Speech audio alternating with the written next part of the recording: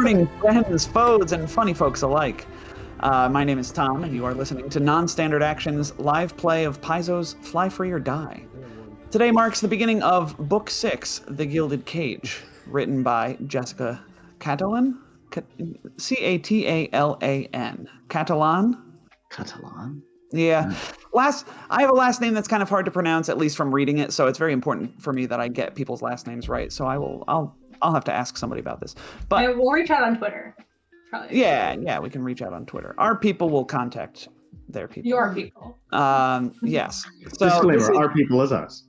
Yes, our people is us. We don't have a team. We are the people.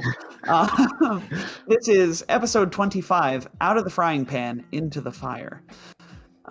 It is good to be back after these last few weeks off. Joining me today, as always, are my friends and your players, Jet, Leif, Liz, Nick, and Simon. Today's icebreaker question is, what sort of cute print socks would your character wear if they wore cute print socks? This one was submitted by Jet, I want to say, according to the sheet. Sounds like me. Yeah. So we're going to go around and get some names, pronouns, and answers. Let's start with Jet. Jet, playing Gus, both he, him, and I think Gus would probably wear some cute little Eoxian black milk spiders in the form of socks. Yeah. So, black milk spiders? Where black milk comes from. Yeah. Forgotten. Well, yeah, but we don't call them milk cows. We just call them cows, right? Yeah, just the Eoxian spiders. I associate the black milk very heavily with them because I use them. Gus uses them in cooking all the time. That's fair. I'm sorry. I was just being pedantic. Yeah, so I imagine there are non-milkable spiders. Pedantic? On Eox. Never. I'm hurt, Nick. Yeah, like if there were a bunch of different cows and we only milked some of them, I'm pretty sure we'd call them milk cows. We probably would. Which we do. We do there's actually dairy call cows, things milk cows. and So there's dairy cows, and then there's beef cattle. So are they dairy spiders? Dairy spiders, absolutely. Yeah, we have dairy spiders. Yes, he would have cute dairy spiders on his socks. Oh boy. All right. You regret asking this question now, Tom. You're welcome, Patrick. Let's get out of here and go to Leif, who surely doesn't have quite as gross of an answer, right, Leif? Right? Oh, of course not. Leif, they, them, playing Ketch, he, him, and Ketch would have socks that just have the hot rod flames pattern on them. In fact, that's pretty much what all of his socks look like anyways. You just never see it under his armor. Do you have a couple with just like the racing stripe? Yeah. Excellent.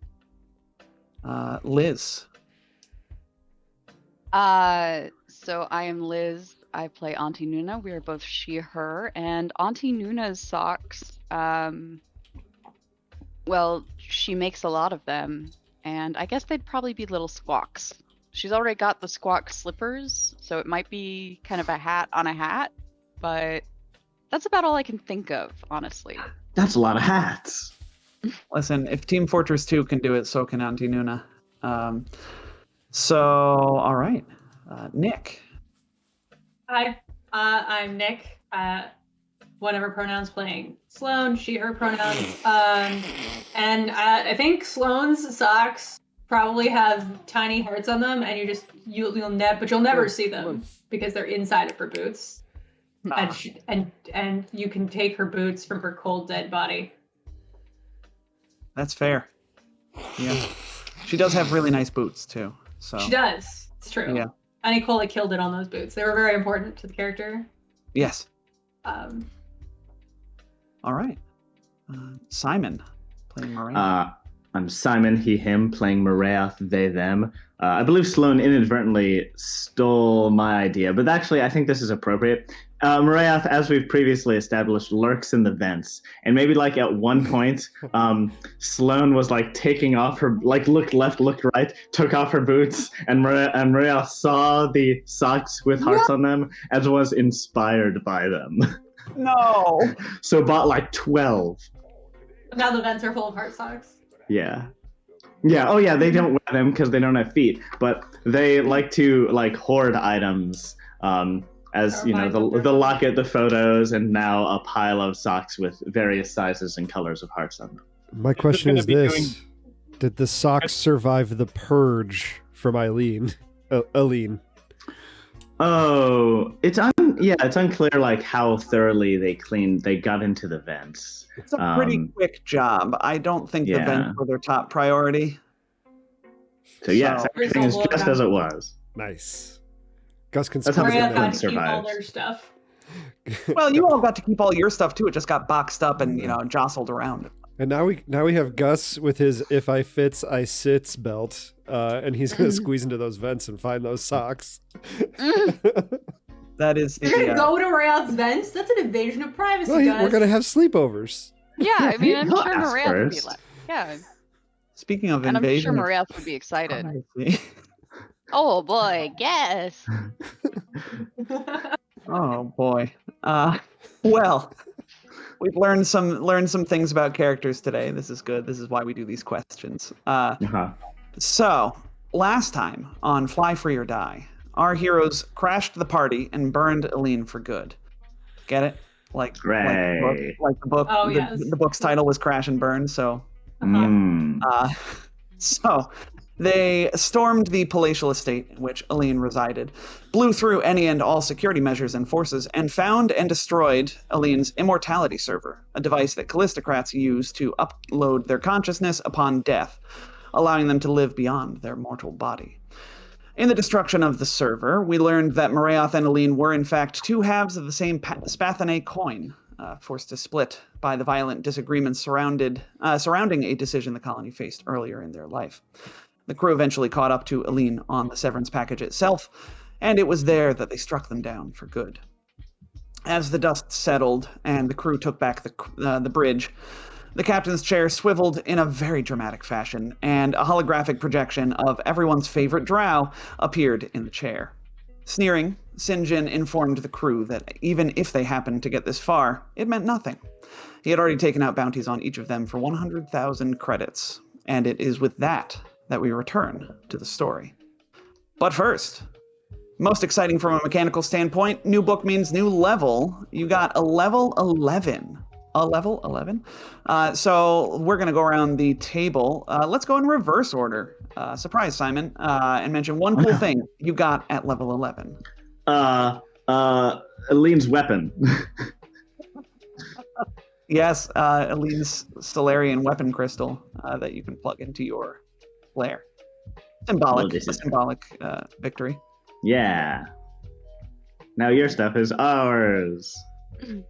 That is the GM's problem, isn't it? Like, ooh, I've got all these cool toys. Let me throw these against the. Oh no, wait, that's mine. With Maria, sometimes like before the NPCs are even dead. It ends, yes. Can't really disarm Solarian crystals though. I tried. No, you can't. You? Can you? Oh no, it's like sleight of hand. It can be plucked. I think it's like an attack roll versus KAC +8 or something to pluck a Solarian crystal out of a moat. Look, you can look into that, but I'm sure that's yeah. Nick, what did Sloan get? I know you were pretty excited about this option, as you gleefully told me. Oh, yes. I figured I should warn Tom. Y'all missed this before the episode. But as y'all might remember, Tom and I built the Smuggler operative, what is the word?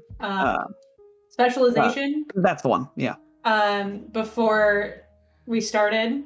And at level 11, we gave the Smuggler a contingency plan, which we got from one of the other, I forget which. From Thief, if I remember correctly. Yeah, I think it's from Thief, because it has to do with heists. And so basically, if something unexpected happens during a job, I can spend resolve points and specify a contingency plan that I totally had set up in advance for just this situation. Having the right prop or the right information, or having hired someone to perform a single task at the right time. And Tom gets to ask for a skill check of his choosing at a DC of his discretion to see if it actually works. But yeah, I have totally had a plan for that. Is my level 11 skill. Great. You need to bring back our stowaway. Wonder Not where Ranj. He's off living his own life with I the. hired you know, Ranj to send a message at exactly this time, and because of that, we're no longer in trouble. just when I think I'm out, they drag me back in. Yes, that is the most yes and power that I think I've ever seen on a PC. So I look forward to that. All right, Liz, what happened with Auntie Nuna at level 11? Auntie Nuna got an expertise talent, so I built on her ability to lie and took, what is it called? Sorry. Took Convincing Liar, which allows me to, when I attempt a bluff check, I can choose not to roll the expertise die until later. And after I determine what the check's result would be, I can either roll the expertise die and add the result, or forgo the expertise die and re-roll the check. And if I spend another resolve point, I can re-roll the check and keep the expertise die. That is awesome. It's just every single bluff check you make, you have either a free reroll or a d6 plus 2 to it. Yeah. Or both. Or both. Both. For Both the is choice. good. Yeah, for the price of a resolve point, which I'm never using anyway. So. Yeah. As you said before, resolve points in a lot of cases are funny money. Mm-hmm. Depending on class and feats, yeah. Yes, unless you are a frontliner or having a really rough day. Leif, level 11, exciting level for mechanic?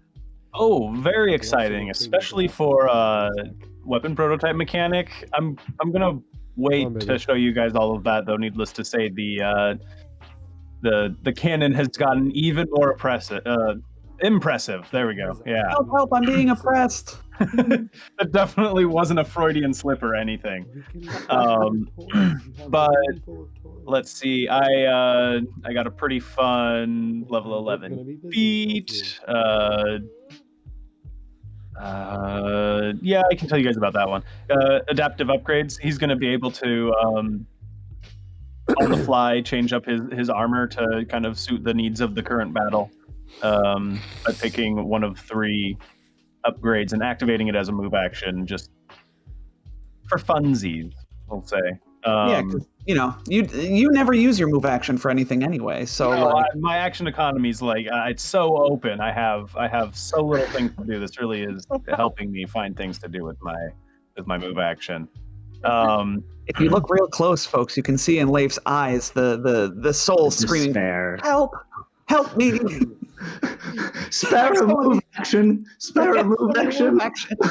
If only we could give you our move actions. We should make a very expensive button that that our listeners could pay for with their stream points to summon a move action from Herald.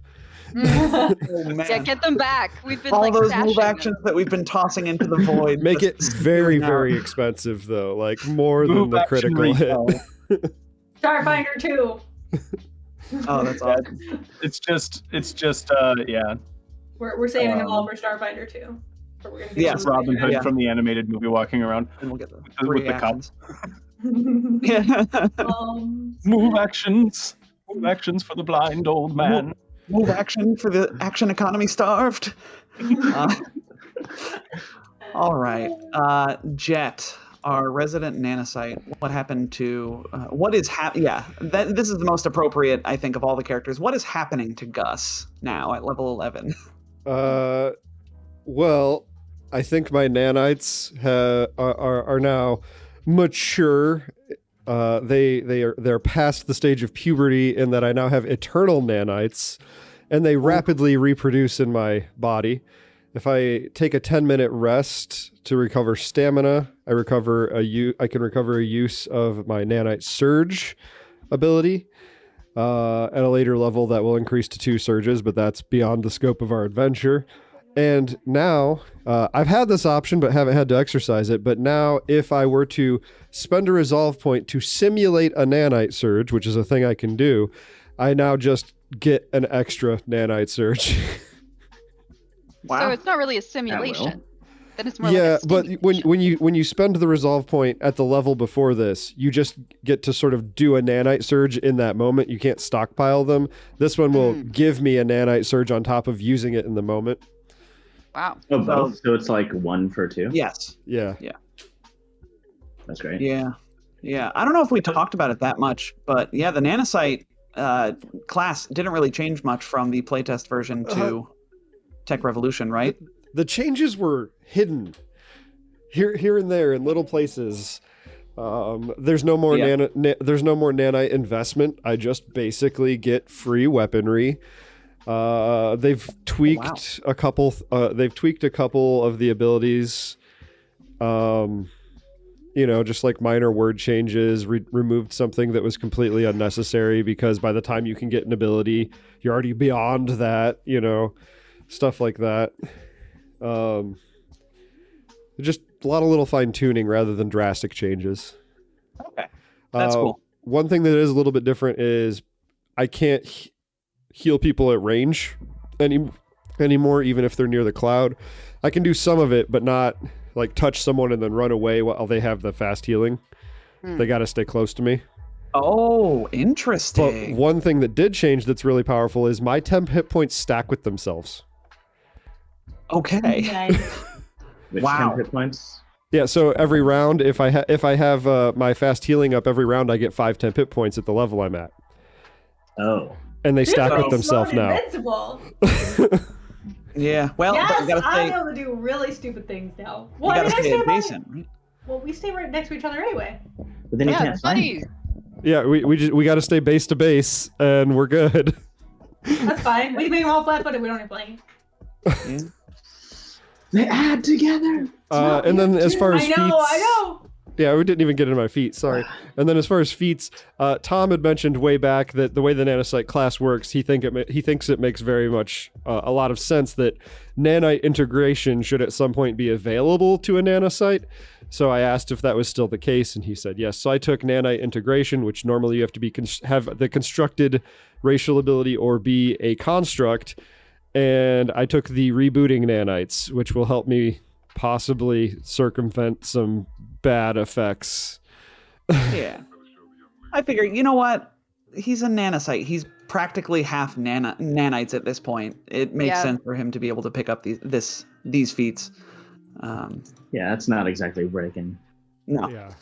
No, and that's the thing. It costs a resolve point to do it as well. It's not like he's getting something cool for free. But yeah. And then lastly, as with some shows and whatnot, Firefly, the starship on this show, the Severance package, is just as much a member of the crew, I think. So Jet, what happened to not going into the whole, everything that you did to the ship at this level, but give us the highlights. What happened to the Severance package, and how long has it been since last we upgraded it? It was a tier 5, and I upgraded it to tier 11. Oh, jeez. Oh my gosh. Yeah, well, book 3 was Waterworld. Book 4 was let's plan a heist, and book 5 was oops, our ship is gone. So yeah. So we've got infinitesimally faster in sublight drive, like 2.5 times faster in drift though. We now have a drift ultra. Our shields went up to we have 105 shield points in each quadrant now. In addition to our heavy blade haul, which I saw no reason to get rid of, I added another heavy weapon mount, and we now have a heavy hacksaw arm, and I think what it is it's basically the end of the hammerhead is now a hole saw as well.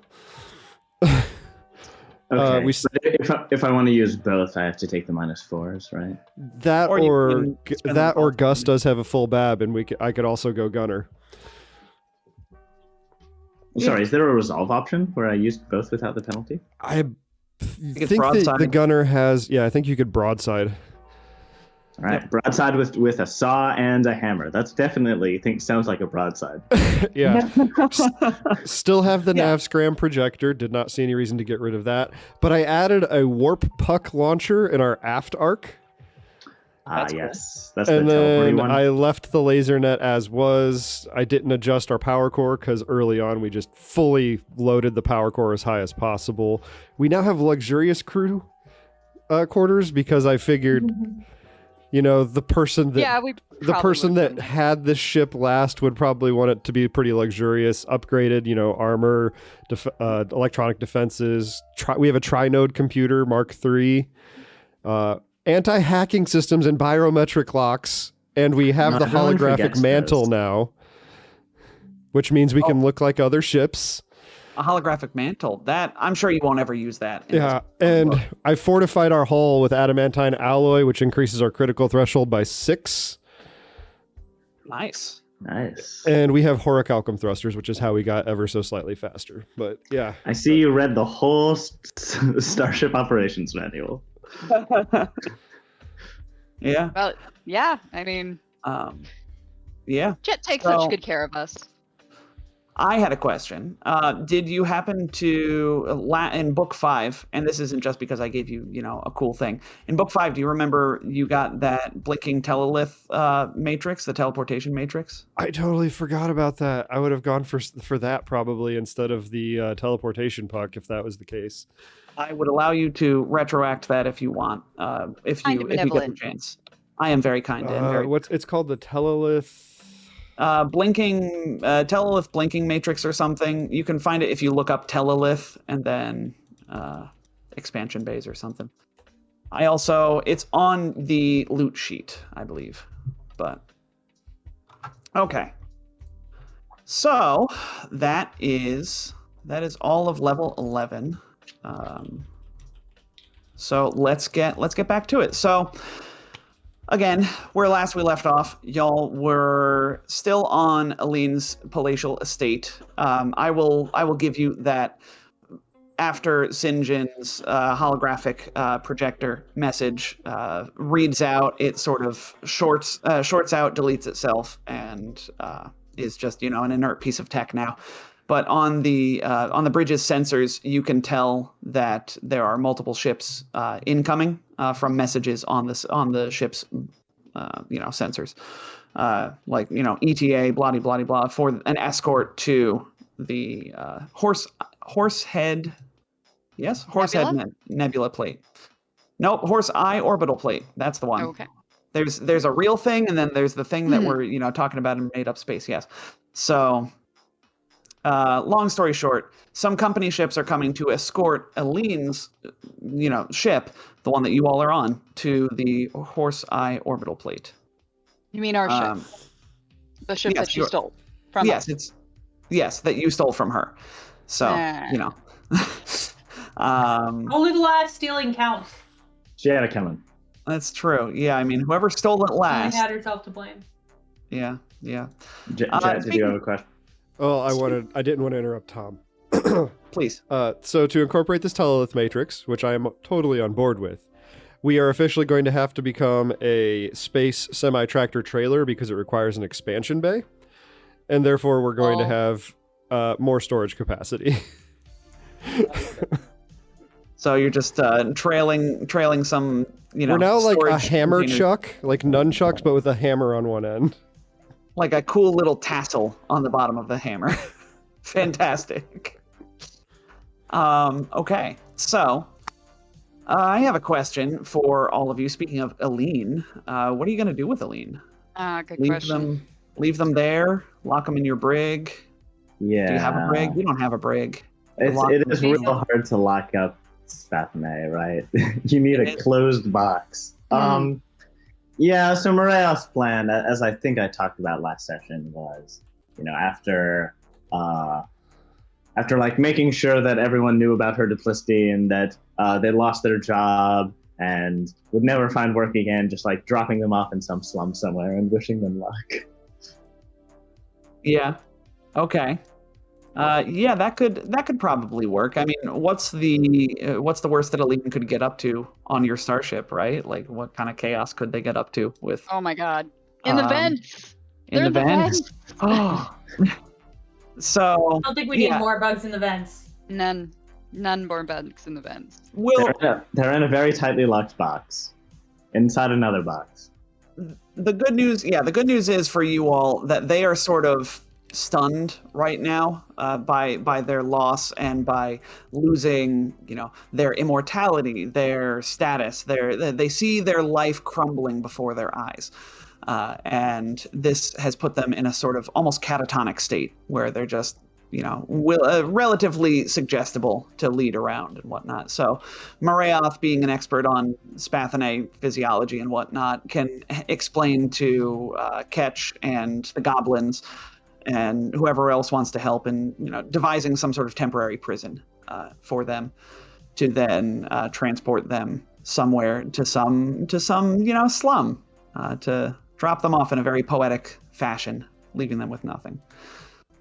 So I like that. I like that circuitousness of the story. Good job, Simon.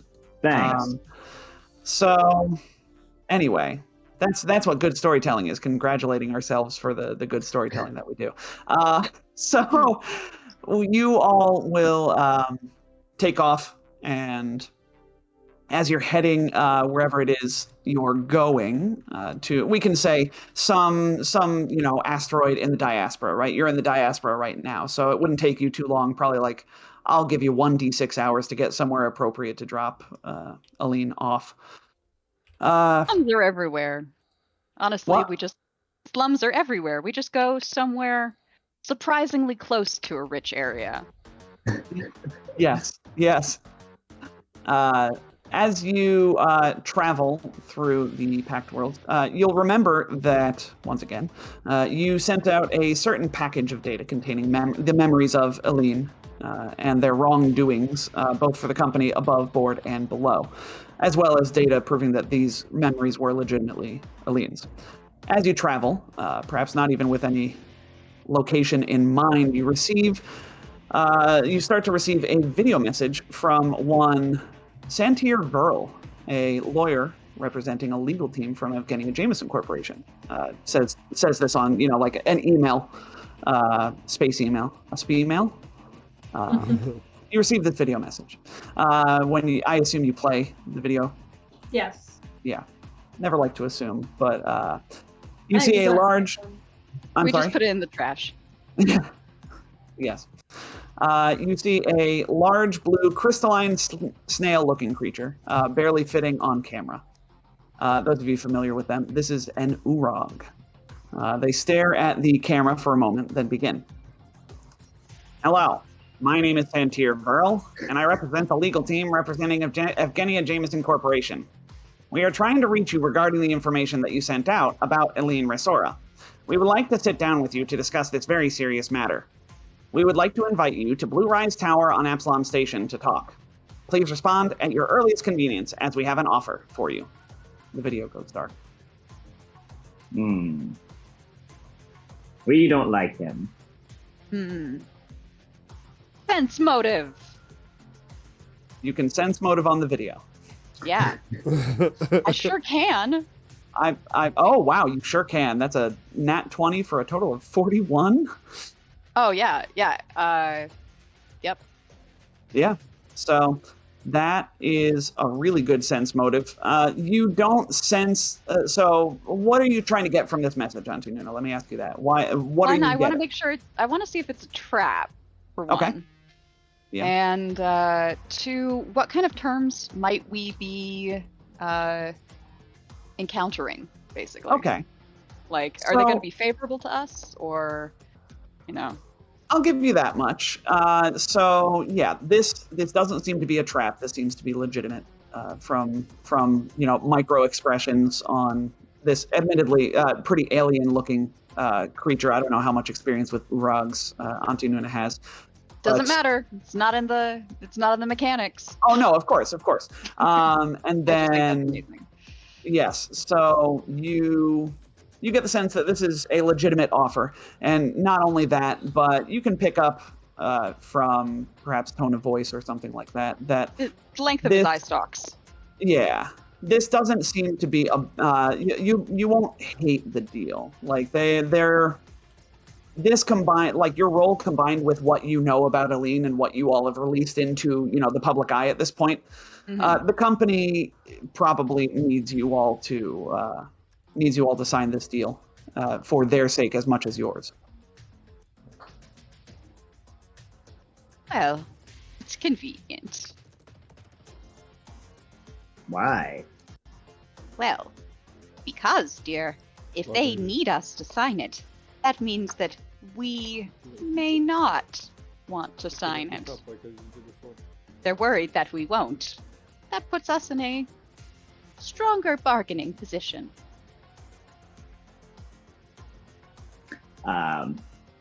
We have not in the past. Making deals with Edgore has not worked out very well for us. Exactly, dear.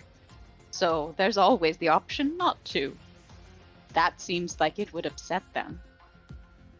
But we may want to pretend to go along for now. It's really up to the group. Morale swirls uncomfortably. At the very least, it's not a trap.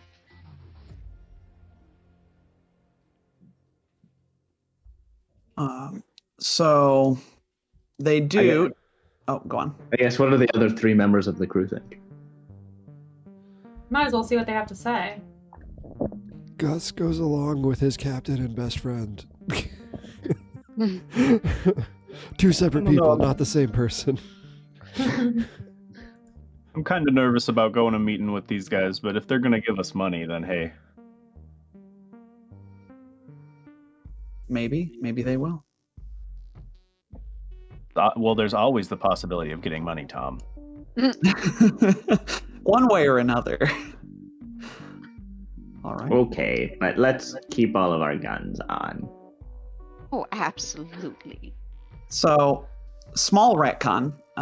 You will remember in Book 5, you borrowed a ship, a family ship from one Rat Rod on Absalom Station. How could we forget? You did. Can I assume that you have somebody piloting that ship, or you've maybe hitched it to the back of the severance pilot package? it back. Okay. I mean, we could just slave it to the severance package. Mm-hmm. We're not. Or you know what? Danger. Even better. Ketch will remain on the severance package in the engine room doing his thing, but he will hook up his rig to the current, not the current ship, the one that we were flying before, and just pilot it from his rig. The rust bug. And make sure it stays within, whatever is an appropriate space distance away. Sure. Okay, that's fine. Information. That is settled then. Good. So, all right. Yeah. So going to Absalom Station. Why doesn't anyone make me a culture check? As some of you, I imagine, might be worried about the fact that, once again, I'll remind you, you have 100,000 credit bounty on each of your heads right now. Yeah, there's I'm cultured. that. We will just shoot the assassins. This should be fine. I will call your attention to my theme reduction. Yes. That is in this good.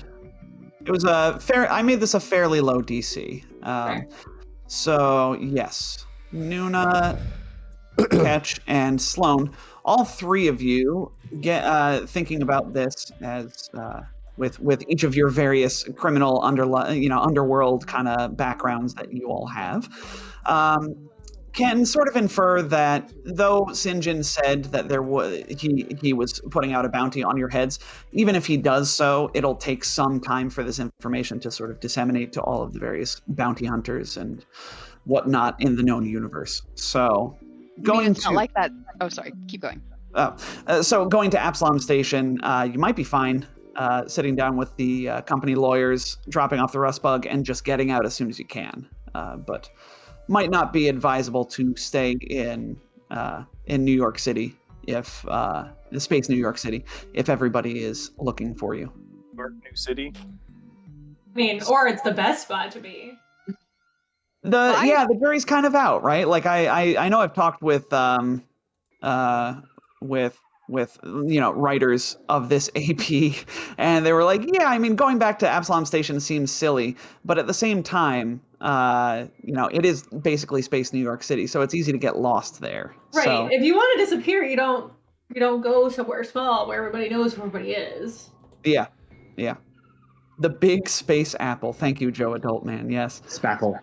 The big spapple. Yes. Thanks, I hate it. Well, you don't like spapple, Leaf? Ugh. I love a Ugh. good spapple pie. I'm getting the same reaction that people get to like the words like moist. Ugh. Yeah. There is something sort of abrasive about spapple. So I'll stop Spapple's saying it now. You're doing it on purpose. Not what, saying spapple?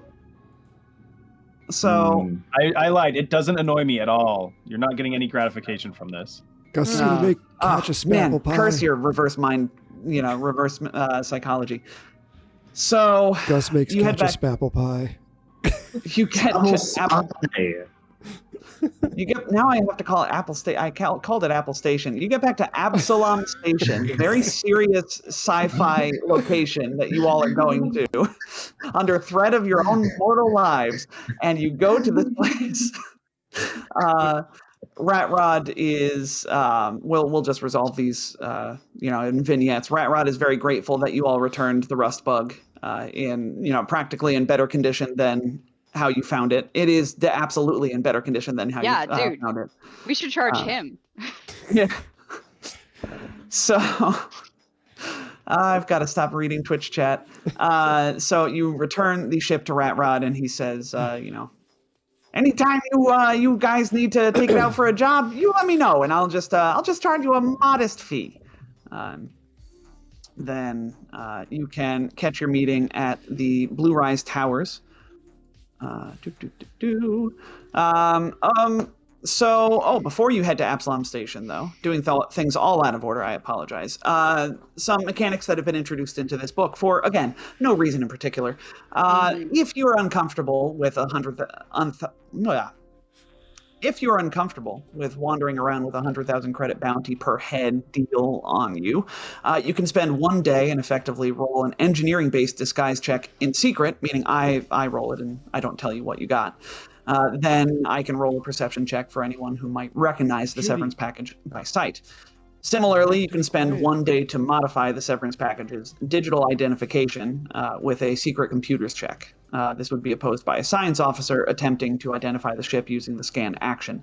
Both of these options can be done in the void of space / the drift, as long as the severance package is immobile. So you can do it, just by spacewalking around the ship and whatnot for the engineering action.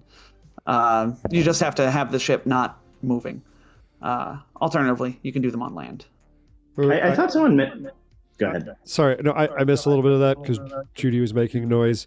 You say we're modifying the ship so it doesn't get identified. Is that what you said? Yes, this is a quote new mechanic. And before you say the holographic mantle, you have not upgraded your ship just yet. This is still the tier 5 severance package. Okay. Yes. I don't remember what all you said it would do, but I heard computers check, and that's better than my engineering. So What? Okay. Yeah. So you and you and Auntie Nuna could tag team both of these because I know Totally. both of you are really good at engineering and computers. So, yeah, you want me to roll in secret to disguise the severance package? please, Tom, roll from my character sheet. All right. Take of my character Help sheet. yourself to my character sheet. I will, thanks. Let me just talk to myself on Sup. Roll20. Meanwhile, Sup of I'll my show character sheet. everybody. Who, my little friend is on my lap. Hello. This is Topher. Here's my baby. Here's our baby. You've not yet met Topher. He is the That's fluffy tail that unknown. occasionally walks in front of the camera. You need a kitty Bjorn so that he could just stay on your chest while you're doing stuff. He would Okay. go for that. He likes to lay on his back on our lap in between us and the desk that we're sitting at, kind of like he's in a little hot tub. Yeah. All right. So I've got numbers for you. Cool. And so we Topher's will just use getting those sick of me. if they become relevant. Relevant? Relevant. Can't talk. It's been 2 weeks. Revelatory. I lost the ability to speak. Oh no. Because I haven't talked at all during the past 2 weeks either. I just sat, mute in a dark room somewhere, waiting for Sunday morning to come. Silently. You do nothing else in your life, just this. As we all did, right? As we all do. Well, ceased to exist. For Yes. 2 whole weeks. As far as you're concerned, dear listener. So you arrive on Absalom Station, and you're once again you return the Rust Bug to Rat Rod, and you are able to easily make your way to the Blue Rise Tower. You're shown to a conference room, at the table of which are already seated the EdgeCorp team of lawyers. Santir Verl sits at the center of the legal team, dwarfing the rest of them with his large figure. He says, "Please be seated." Don't mind if we do. Well, Let's be on desk. Obviously. I'm sorry. Before we get into this, how long were we in space for? Sloan, why don't you roll me a d6 days? I mean, we're just gonna divide by 5. No, No, we you're haven't not. This upgraded is a yet. tier 5. Oh, that's Yeah, right. it's the tier 5. This is Yeah. before. You We only divide divide by 2. so that's We 1. divide by 2, so Yeah. Okay. I rolled a So- 3, dear listener. So, Leif, to answer your question, 1 day of downtime. All right. I'm going to do the Put the cookies back. view alternate worlds or whatever the hell that downtime activity was. Yeah. I desire my rerolls. Yeah. Oh, take you're that gonna reroll. view alternate realities? You're gonna do the Doctor Strange thing? Yeah, except I'm doing it with computers. Dude. You yeah. Google alternate realities. Yes, I Google alternate realities. Wrote My a future. Predictive algorithm. Yes. I'm pretty sure a 39 makes the DC to do it too. So, You got it. all right, thank you. Of course. We then flash back to the present. So Santir will sort of eye Sloane's feet on the table, but not make a comment. Well, we thank you for coming in today. They flash a cold smile and continue. We'll cut right to the chase. We understand that you all are very busy people. Evgenia Jameson Corporation is prepared to keep you on its burn list indefinitely. On top of that, we plan on pressing charges against you, each of you, starting with Grand Theft Starship and moving down a laundry list of items and charges. They shuffle some papers with their large, sort of pincer-like appendages, saying, Marath attempts to make the noise of a yawn, but struggles mightily because they are 60,000 bugs. So it's more like... Gus picking up on it mimics the noise. It's Why? awful. Oh, is it Gus picking up on that mimics the noise, not understanding that he was truly going for a yawn, but knowing that he's trying to show disdain. So, Why? Sloan rolls her eyes mightily. Yes. You all are very, very badass and disdainful of the people. Gus looks confused. Auntie Nuna is projecting polite interest. Santir continues. However, we don't see why it should need to go that way. The company would like to see this concluded, and for both parties to go their separate ways once and for all. So we called you here to offer you a deal. We are prepared to give you a sum of 75,000 credits, 100 build points, and legal ownership of the checks papers severance package. In return for this, all you must do is sign a non-disparagement clause stating that you will never speak ill of Evgenia Jameson Corporation in public. They slide the team, the five of them slide contracts across the table to each of you for your perusal. Nuna will read those. So it includes a clause stating that your crew will, of course, release all memories you retrieved from Eline's Immortality server to the company so that they may realize the extent to which the former executive vice president broke company policy. Yeah, we can do that. You already did. You released this to the public. This is just Yeah, airtighting it. you've already done this, so the only thing they really gain from this deal at this point is that you won't do any interviews on, Space CNN or whatever, saying what a terrible corporation the company is. I guess Marath will. Sorry, go ahead. No, go, please. I guess Marath will point out we did already submit this to the public channel. We cannot undo that. They once again smile and say, yes, that was noted, and hence us summoning you here. We are just making sure that the clause is airtight, and of course, you would not withhold any information that you found on the Immortality servers.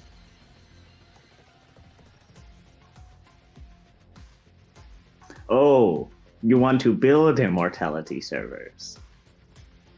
No, you mistake us. We didn't want any information about Eileen's misdoings withheld from the company. Oh, yes. Yes, we can do that. Maybe we've already done it. Captain, take over. Captain, I am no good at lying or negotiating.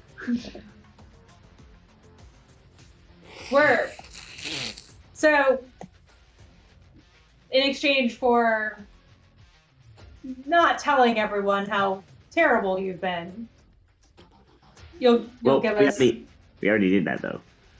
I mean, hush, Maria. Oh, okay. Yeah, sorry. For not saying anything else bad about the company, you're gonna pay us. I suppose Correct. we can. And full legal ownership of the severance package. The irony was not missed, by the by. I mean,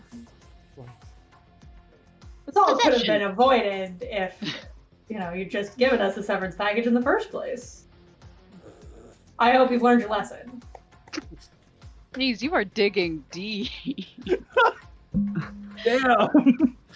A lot of things could have been avoided, except for the misdoings of certain people. We are now trying to, as the people say, bury the hatchet. Right? Take your blood money. Marath fails to be quiet. Eileen rose to power because your policies encouraged and supported them. This will happen again. There will be introduced oversight into the company, but that is not something that I can discuss with you. We are here to discuss today. He doesn't really know how to address you. He's just gonna, because you don't have a surname necessarily, so he will just say Marayoff. But we are here to discuss the contract that you are going to sign. Any further, inquiries into our policies can be directed to our customer service department.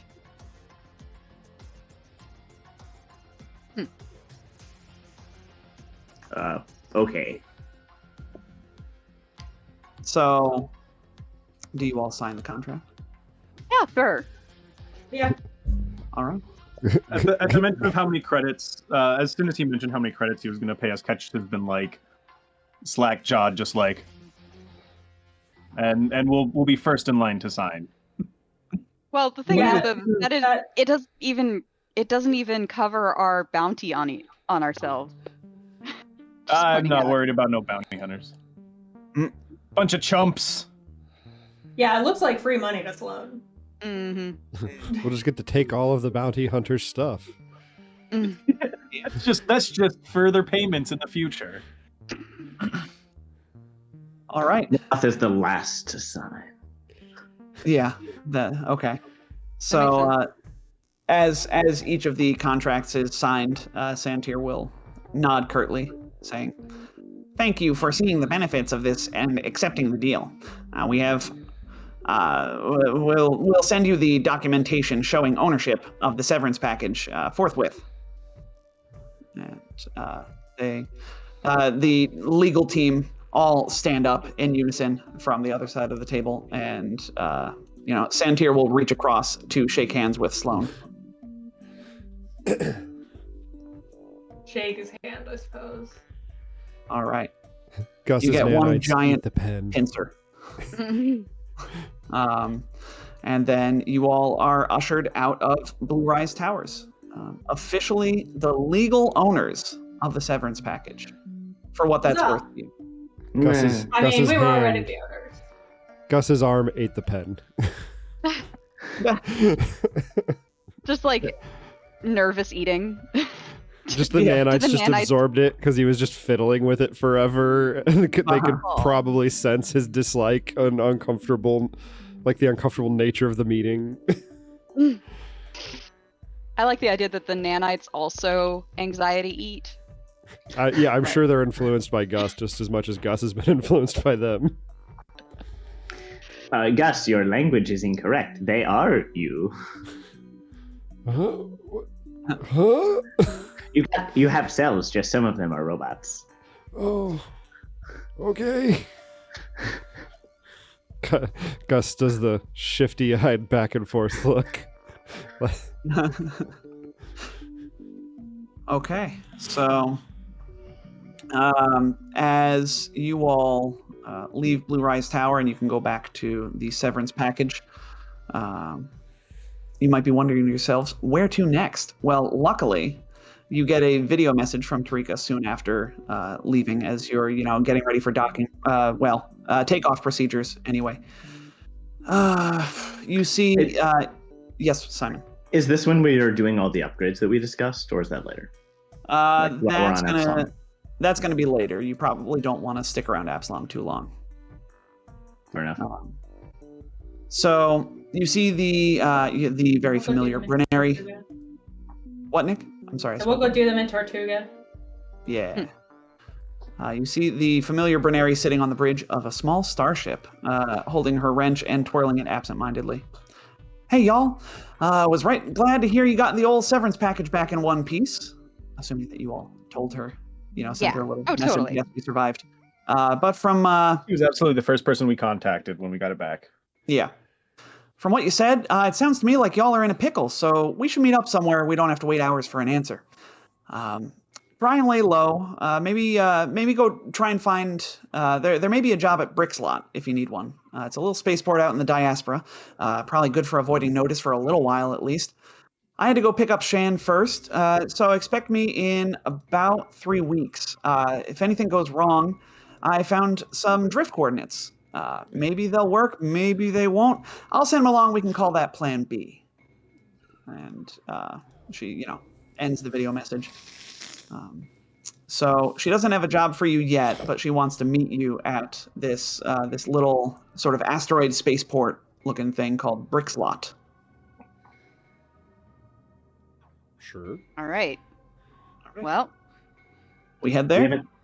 haven't seen any assassins yet. We don't think they exist. damn it, Marath. Why would you say that? You are ensuring that the next encounter we have, we're going to be fighting for our lives. Yeah. So, Brickslot is back the way you came in the diaspora, but Match. we'll say, in a different section of this sort of asteroid belt trailing through the center of the Packed Worlds. So, Brickslot. It's a silly place. So, it's only a model. Let's not go there. Yeah. Too late. Well, it's pretty dingy, crowded, populated with pirates and smugglers alike. You arrive like and home. are... I'm sorry, Nick? Said, feels like home. Yes. You arrive and are not immediately shot out of the sky / captured for the bounty. Awesome. Yeah. It's a That small sounds enough community, more of a combination sort of truck stop / junkyard / flea market settlement. There is one place to eat besides your own ship. It's called Brick's Grub. Grub. Great. Sounds enticing. Oh, yes, always. So you're able to, let's see. You have some time now to apply those upgrades to your starship. It being a sort of junkyard / flea market spaceport thing, you're able to find whatever parts you need or install the parts that you got on your jaunt into the diaspora in Book 5. So now you may officially have your Tier 11 version of the Severance package. Woo! Including that holographic mantle. So, Jet, can you tell me and the listeners, what does a holographic mantle do? Yes, I can, Tom. If you'll give me one moment to switch to a slightly different tab. And there we go. A starship equipped with a holographic mantle can appear as another vessel of the same size or one size category larger. This appearance is entirely illusory, but unlike a reconfiguration system, see below, the starship does not physically change its shape. The sophisticated hull-mounted projectors of a holographic mantle fool a purely visual inspection. Unless the viewer succeeds at a perception check, DC 25 plus 1.5 times the tier of the disguised starship. The starship also transmits false transponder information that raises the DC of scan actions against the disguised ship by 5. If an opponent fails their computer's check to perform a scan by 5 or less, the science officer aboard the disguised ship can give back false basic information to the scanning starship. A holographic mantle requires 10 minutes to properly calibrate and activate, and it shuts down and cannot be used if the ship's sensors gain a critical damage condition. Wow. That's really good. That's like a DC 40 perception check to visually recognize your ship. That's really cool. Okay, nice. so yeah, you're able to get that up and running on the Severance package. Maybe you take the Severance package off the asteroid, fly it around in space for a bit, and then come back down as a different ship or something. What ship do we disguise ourselves as? Yeah. Big sword one that sadly does not do thrusting. A big sword instead of a big hammer. Yeah, I like- I'll never see that one coming. Sinjin's flagship. How about Sinjin's this? flagship. Another You don't idea. know We it. come Gotta back as have a one, right? a ship that looks like a whip. The whip ship? Just swims through space. Just woo, woo, woo. Yeah. All right. Well, Sword. We're a sword. all right, you're a sword. You're a giant honking sword. So, in the meantime, you're just sort of hanging out, waiting for Tarika, doing some downtime activities, taking in the local scene, as it were. And while moving through the outdoor market during the second week you've been on Brickslot, Sloan and Nuna both noticed that you're being observed. Seem to have picked up a few folks who have begun to trail after you through the market. They are both Sarcesian. Sarcesian. Remind me who those are. All with glowy wings that only activate in the vacuum of space. Okay. Yes, one of the cooler races from the first Alien Archive. I always wanted to play one, never got the chance. Yeah, right? Gus they're- actually has their wings. Yes, indeed. So, yeah, they're trailing the two of you. Do you do anything different? Oh no. If anything, we act more normal than usual. Uh-huh. Like, Cool. but we stopped doing anything like actually important for the day. And we start doing like really boring stuff, like dropping off laundry. I don't know. Do you tell the three of us you didn't notice? Honestly, we might tell Catch, but I don't know if I trust telling Gus and Marath because they would Yeah. start acting weird. Truth.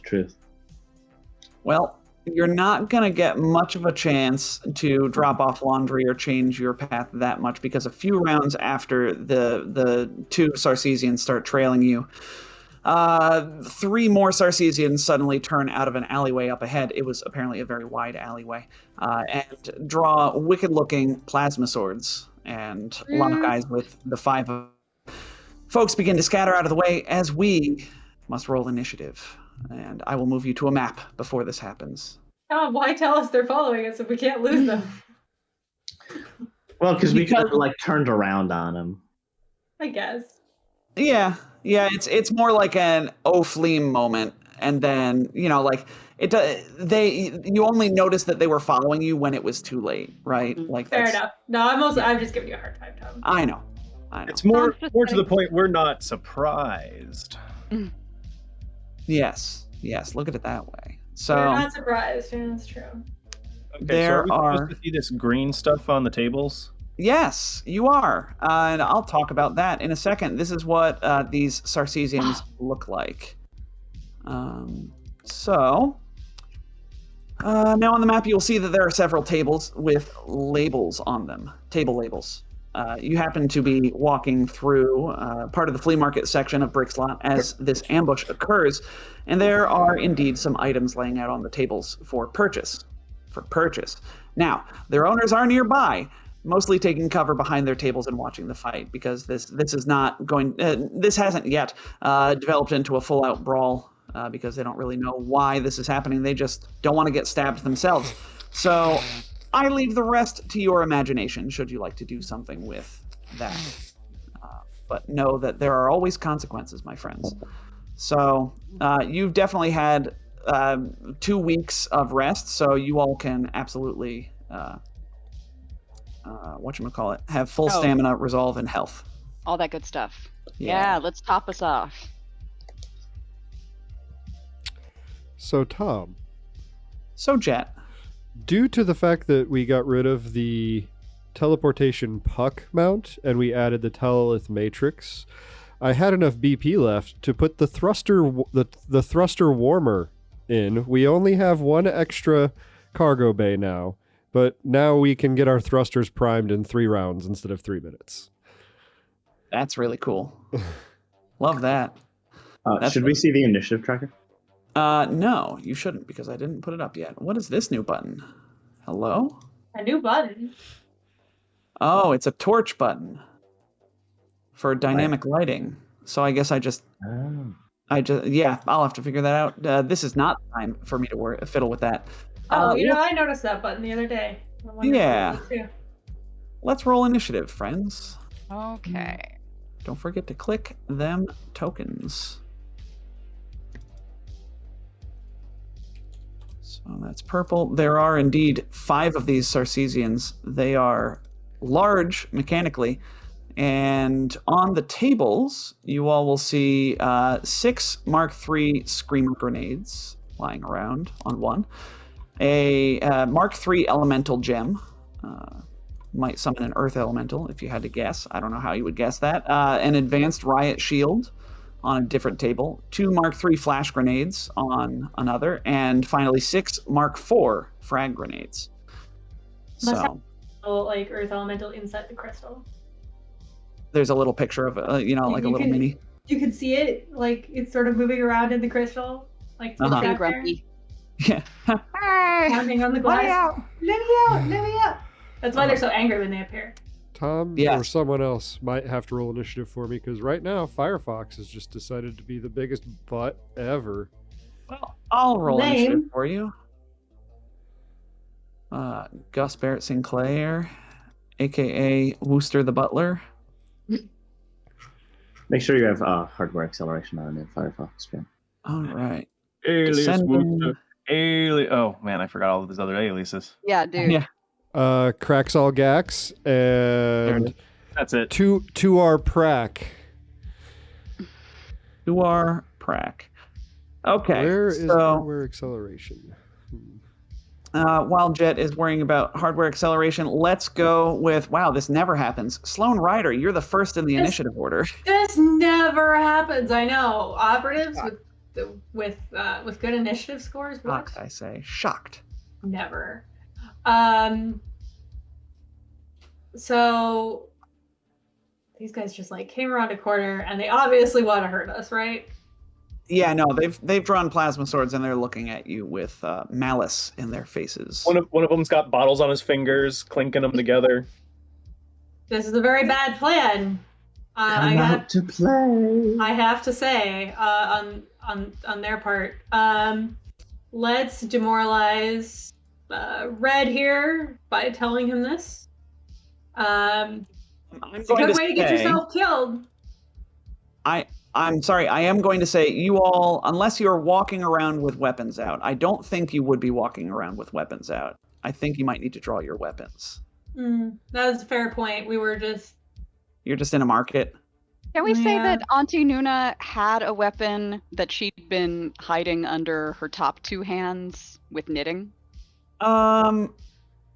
No, but I will say, since Sloane and Nuna recognized these two coming around the corner, they could have drawn weapons ahead of time. Though I will argue with myself. Thank you. Well, thank you, Tom. Much appreciated. In that case, yes, I take aim at Red. You really don't want to do this with a 41 to intimidate. That intimidate is very intimidating. DC 15 plus 1.5 times CR. So that much. So you have exceeded the DC by 10. So that is 3 rounds of shaking. Love that. And then I'll take a trick. Also at Red with my laser pistol. We'll take 10 on that. And we'll do, let's do a hampering. Let's slow this one down. Is it CR 14 or less? Oh, super not with 5 of them on the field. So really hope so. That is going to be a successful shot and a successful trick. Nice. 30 versus flat-footed EAC for a total of 33 points of fire damage. All right. All of that goes through. And hampered. Their speed is halved. I'll represent that with a spider web. Okay. Meanwhile, Green is going to charge up, and Green is going to bull rush Auntie Nuna with rude. Yeah. So Green is just going to try and sort of hurl Auntie Nuna into this table here. So let's make a. Sorry, which table? The one directly to your south. This one here. Looks at the group of people he's engaging with. Decides the easiest target's the frail old woman. What a jerk! Well, I mean, he's not wrong. J-Rock, I'll show you a Shift Z of these Sarcesian pirates. So this is a 27 versus Auntie Nuna's KAC plus 8. I don't think that's going to do it. Is your K? I mean, it's KAC plus 8. Auntie Nuna's KAC, according to what I've got here, is 23, which is probably low. Still high enough to avoid getting bull rushed right now. Never mind. Okay. So that is miss on the bull rush. So he tries to bull rush into you. That's how awful this pirate is at his job. He failed to bull rush a little old lady. Look, she's spry. She is. A level 11 little old lady. Yes. The best kind of little old lady for combats, except a level 12 little old lady, of course. So Red is up, and Red is shaken. Red didn't like what happened with Sloane, so he's going to draw his plasma sword as he steps over here. And by steps, I mean moves, of course. And he is going to slash at Sloane with a plasma sword. You scared my friend. So 27? 27 versus... Oh, sorry, 25 versus EAC. No. Okay. Marayoth, we're on to you. Marayoth will zip into the air. I guess that will provoke an attack of opportunity from Red. It will. I will gladly take it. Thank you for this gift. Take a 37 versus your EAC for a total of 13 points of... That's definitely not supposed to be piercing damage. Fire and electric damage. So I'm looking for the wing icon. 6 up. And then you said how much damage? 13. A piddly amount of fire and electric. fire and electric. 6. I take 1 point of damage. Very good. What? Well, so I have 10 electricity resist and 5 fire resist. You have 10 electricity. Yeah, Mark II electrostatic harnesses are very cheap. Oh, wow. Yeah, they are, actually. Okay. So you take 1 point of damage. Electrostatic harness. Does that mean he takes 2d6 damage? You know what? It does. Everyone always forgets about that, including me.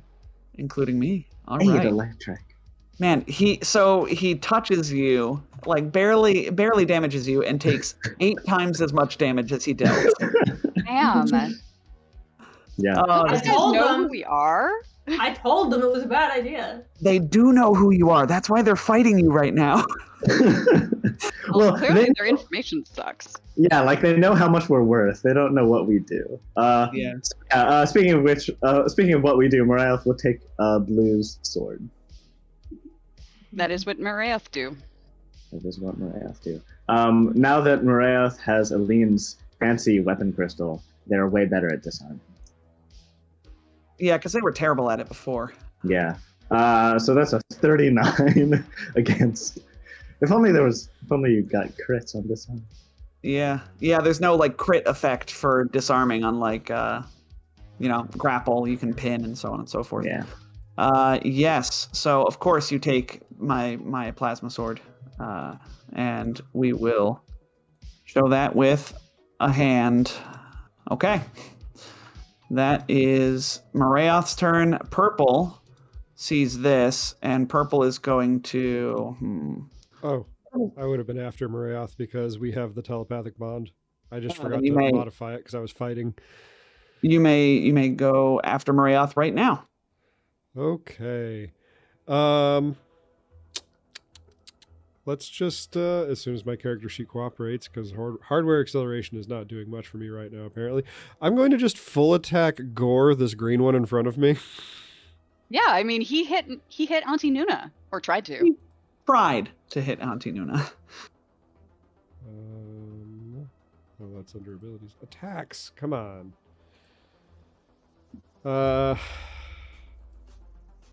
This might end up broken. Let me see if I fixed it or it got fixed. Nope, second one did not. It's a very wide Okay. macro. So, 23 points of damage. And then what the heck did you roll? Okay, so my- the first attack went through. I'll just roll again, and then we'll Yeah. subtract 4. The 20. Oh, I see. So the 17 will miss, but the first one's a 23 to hit for 30 piercing if that hits. Okay. Yes, the 23. Let me double check, but I'm sure that hits. That meets their KAC. They're not quite as squishy as I thought they were. 30 points of piercing damage sure does reveal them to be fairly squishy, nonetheless. Get away from my grandma! Okay.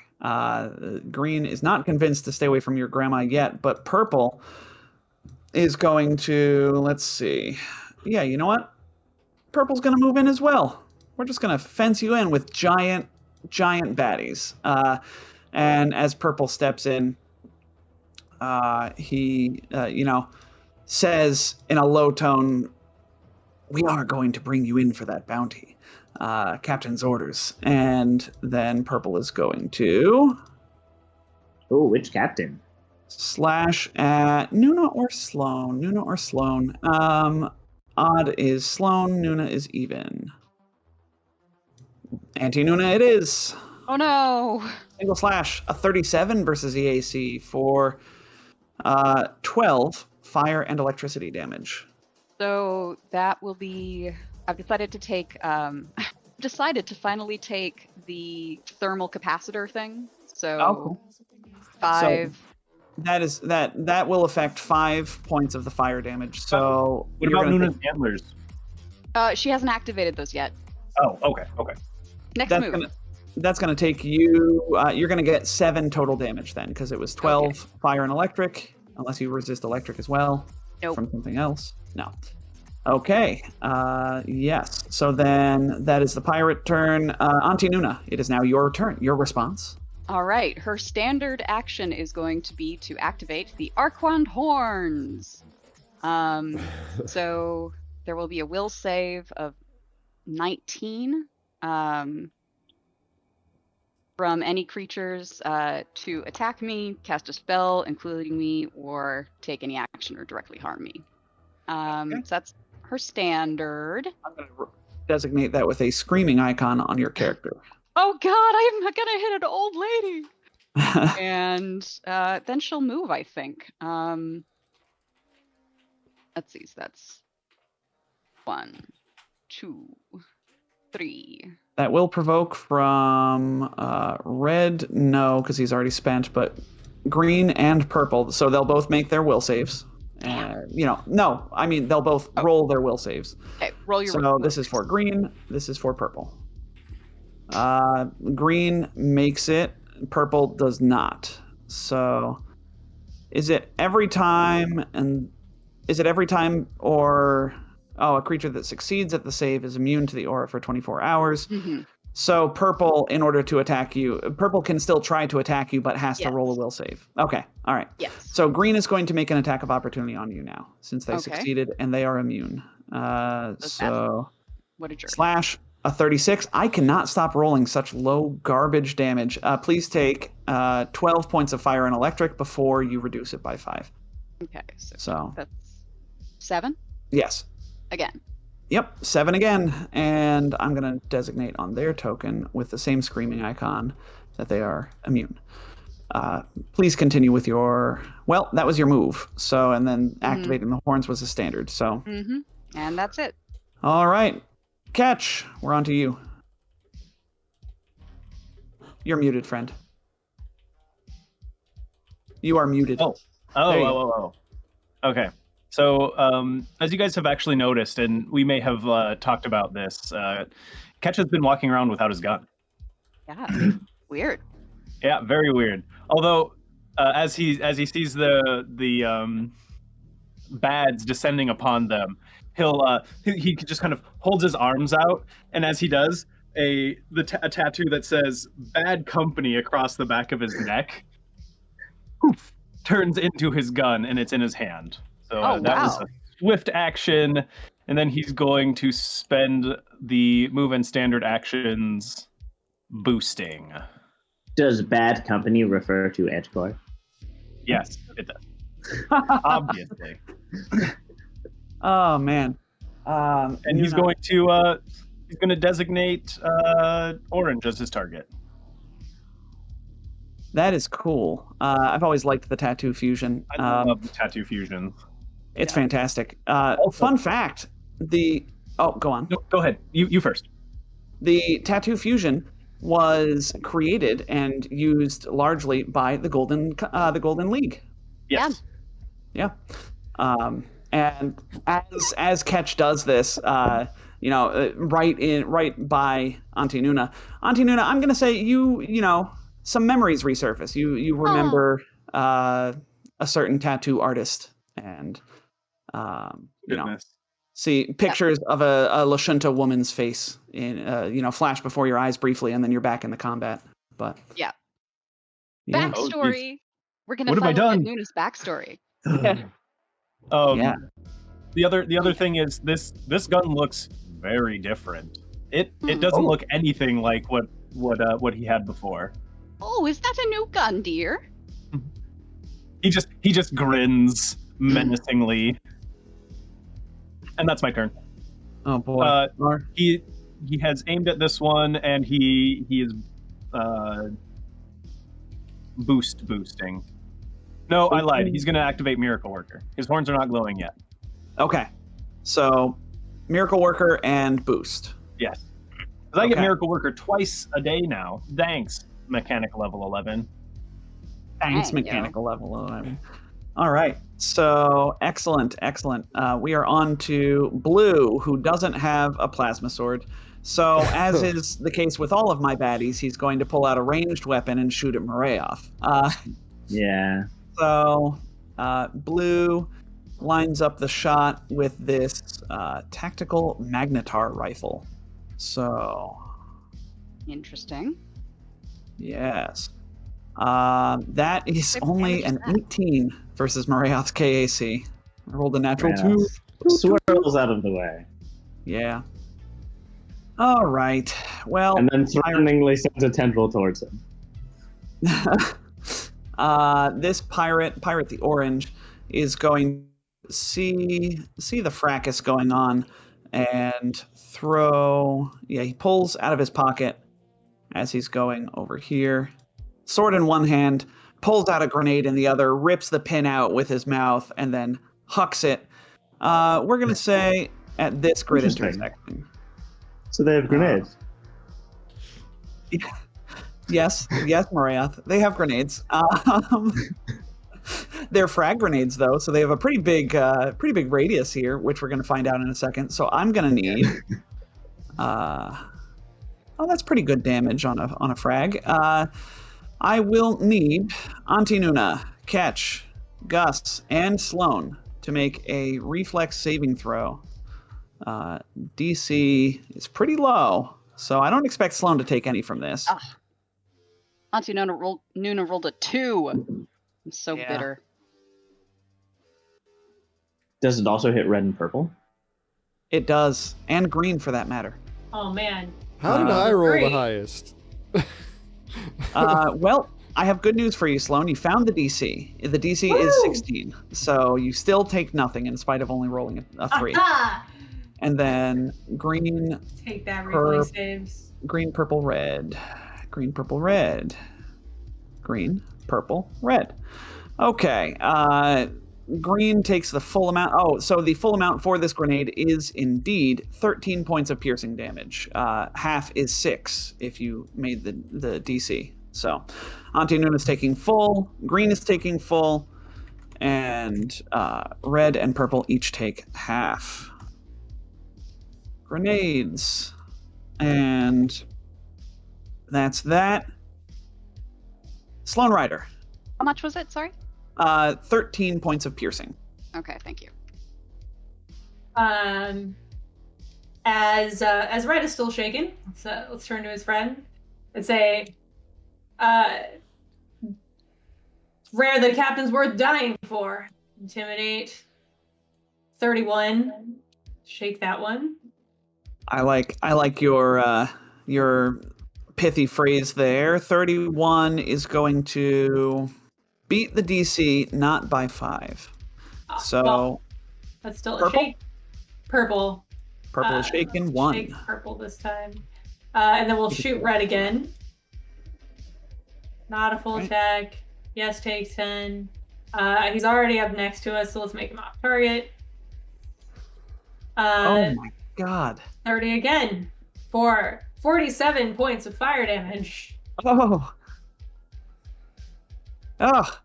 Red looks incredibly shaken by this. I give not his happy. friend the very serious look, the one who just walked up and said, captain's orders. No captain is worth dying for. Just like looking him dead in the eyes as I shoot his friend.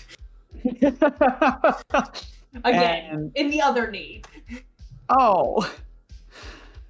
So cool. No knees allowed in a 10-foot radius around. He used to be an adventurer like yourself. And then he took an operative to the knee. Yep. Green is going to, let's see. Green is going to take a full attack. 1 on Gus, 1 on Catch. Yeah. So Man, is Catch getting attacked? Catch is getting attacked. I know we were Oh, just no. talking about this pre-show. First is at Gus. Oh, that's a 32 versus Gus's EAC. That has a chance to hit. That super hits. Nice. That'll be 18 fire and electric damage to Gus. And then I rolled a natural 1 on the catch attack, so I can't catch a break. We'll move on to Red. Red is going to Red is going to turn to Purple and say, "You know what? She has a point. I'm getting the pronk out of here," and runs off. Wow. Wow. That is intense. Usually they're okay with dying. Yeah, no, these ones have a I morale block. respect these guys. Nick is Yeah. Sloan is turning into a fate worse than death. No, just a fate equals death. Yeah, automatically equals death. To be fair, this is her move action to warn people about it. Mm-hmm. No, Yeah. That's very Tell me fair. about That's it. very chaotic good of you. Yeah. You stay here. Wait, what's in store for me? A fate similar to death. Operative to the knee. So, Marayoth, it is your turn. Marayoth dodges the blast from blue, and then lashes out a purple tendril towards it, activating Attractive Force, and then grabbing that gun.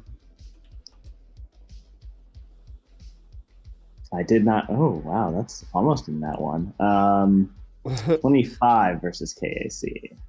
You need to roll a nat 1 to miss these guys' KAC with your disarm. Got it. They really should not be here. They're in a bad spot. We can They just are- put a 2 underneath the hand icon. That's what I planned on doing. Yeah. It's almost like these are the grunts that were, around when they recognized you all. They were like, "Oh, we got to get him. Go tell the captain."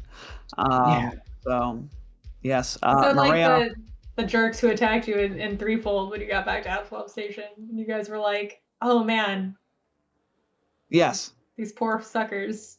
and they were also Sarcesians. Those poor guys. This Suspect species that has been the- typecast.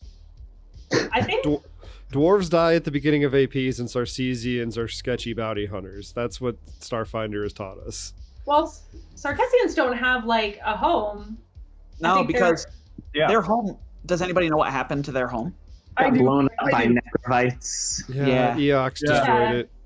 Yeah. They were the original inhabitants of the world that was the diaspora. Which is before it why got you find a Eoxed. lot. Yeah, which is why you find a lot of Sarcesians in the diaspora. Yeah. And they tend to, Oh. and a lot of them tend to be bounty hunters and things. Yeah. Oh, man. I genuinely love that race so much. They're so cool. Yeah. How Very cool would cool. it be if there was an AP that set about like pulling the diaspora back into one solid mass and making a new world in the system? Ooh, that would be cool. Yeah. Talk about a world builder. Just gonna make that joke. Cartoon Rob. All right, we're on to Gus. Gus is going to, as a move action, grow a drill out of his arm and then just put the drill inside of Green Sarcesian, possibly. Oof. Bad day. I am not flanking. I am not get him. I am deadly aimed. Here we Gus, go. Sergeant. 24 versus KAC for 52 piercing damage. 52? Ow! It does 5d8. That's incredible. All right, so yeah, 52 piercing versus Green. Yeah, Green suddenly seems to be reconsidering his life choices as well. Sloane wasn't lying. No, she really wasn't. No, it's fine. It's You all intimidating, should not bluff. leave. As I just turn his insides to mush. You turn his insides to outsides. So, ooh, Please don't make us murder you anymore. boy, bad. Purple Purple hated that, but Purple didn't take it, so Purple's just going to keep, attacking Sloane and say, well, the captain may not be worth it, but 100,000 credits probably is. And take a few swings with his plasma sword. Ooh, I've got a natural 20 on the first Oh. attack. Well, that'll That's going to hit. be 32 points of electric and fire damage. And Sloane, I'm going to need you to roll me a... Well, no, I'm going to roll a d20. Because this is a plasma sword, and you know what happens now. Is Sloane gonna lose an roll- eye and be a badass pirate? I rolled a 2. It's the least sexy option on the wounds table. Oh, it's just a bleed. But this is severe wound. I just remembered. You get to do it twice. Come on, take that. Oh, it's 8. So that's still just bleed 1d6. No save. Lame. Ah, and Lame. everybody. Wait, heaves a let's use that collective reroll. sigh. Do I? have a- I remember being given a reroll at one point. Nope. But you didn't That's use fine. it that episode. Yeah, I didn't use it that episode. That's fair. Use it now. Nah. So Sloane, you are Gotta going to be real. a total, to review, of 32 points of electric and fire and 1d6 bleed, which will end when you receive magical healing or, stop the bleeding. And I am now resistant to fire as I've taken fire damage. Cool. Well, that might come into play with the second attack. A 27 versus your EAC? Nope. Okay. I think they have to crit to hit me. When they full attack, maybe. But that was only admittedly, that was only a 12 on the die on a full attack. So they don't quite need a 20 to hit me. No. I'm not. They aren't that sad. Auntie Nuna, it is now your turn. Auntie Nuna will look across the field and be kind of like, oh, sometimes I really wish that I could actually heal myself. Oh, that's all right. Okay. Oh,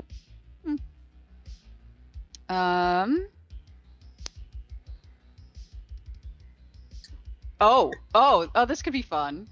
Yeah, he's within 30 feet. Auntie Nuna is going to look over at Orange and is going to sow discontent. So, as a move action, she can attempt to deceive an enemy within 30 feet who can hear you into suspecting their allies of treachery.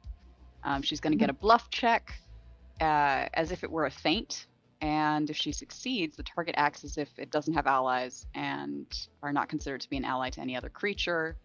It can't move freely through spaces or flank. Okay, but let's just see. Interesting. Auntie Nuna is going to say over to the orange one. What happens if you actually get us? Do you really think they're going to want to split the bounty with you? Classic. All right, okay. Roll me that bluff. Ooh. Yeah, that's 36. You have your own bunk, right? Yeah. A 36 to feint, and feint is indeed that old chestnut of 15 plus 1.5 times CR. And actually, it's going to be 39, 41. Okay. Yes, 41. I will tell you, you don't need to re-roll this with your cool, new, clever, convincing liar. So yes, that orange, suddenly you see, orange frown, and then, turn a shifty eye at green. And quick question, Liz. Do you want this to only last one round? Because you were above 6th level. You can spend a resolve point to make it last number of rounds equal to your charisma modifier. Do it. 5 rounds. Gets 5 rounds of this. Oh my god. We have more resolve points than we'll ever use. Oh, I accept that challenge. So you heard it for what have we done? Why did you do that? I thought we were friends. Yes. So orange has some discontent sewn into his jacket now. We're gonna make this the what is it? The eye for a shifty eye. All right. Little eye. Yes, the evil eye. All right, so that is cool. I love so discontent. Now that was a move action, Liz. Yeah, so right. I don't want to do something else.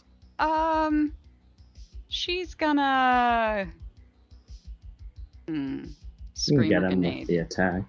Yeah. Orange to get him, somebody. She'll get him on green, since green has hit her a couple of times now, and she'll also shoot him. Green does have reach on you and is immune to your horns. Oh, you're right, Kronk.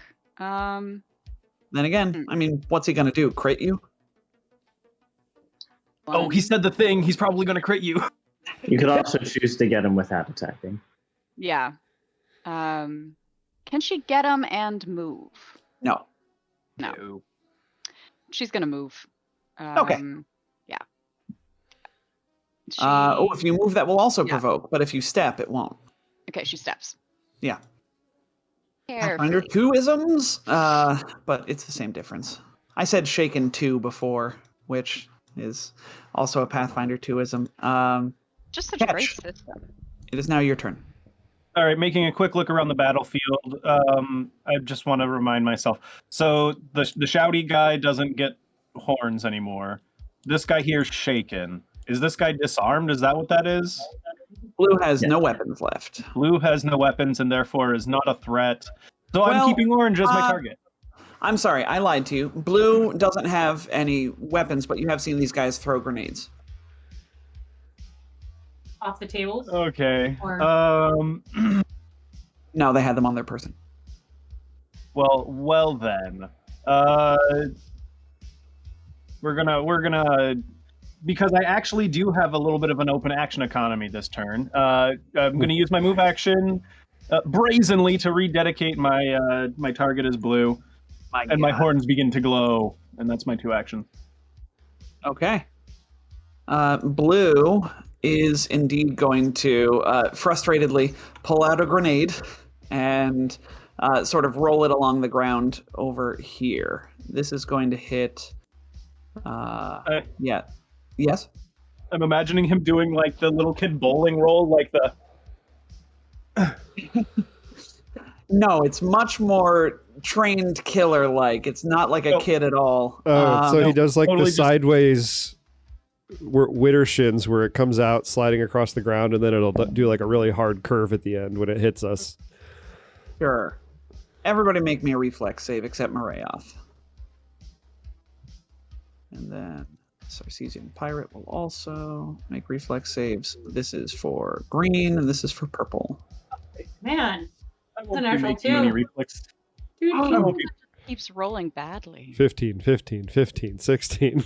Wow. Nice job, everybody. Everybody except Nuna and Purple failed, including Sloan. Sorry, I didn't know Sloan, that could happen. I don't mean to rub it in your face. It's just it never happens. I know. I'm just as surprised as you are. Except it does happen a lot with Sloan for some reason. Like this is a theme with Sloan. I don't know She what it doesn't- is. She doesn't always dodge out of the way. My reflex saves are cursed. So, good news for you all is it's only 11 points of piercing damage for full. Piercing. Yes, I'll Auntie take Nuna half that. takes half of that, which is 5.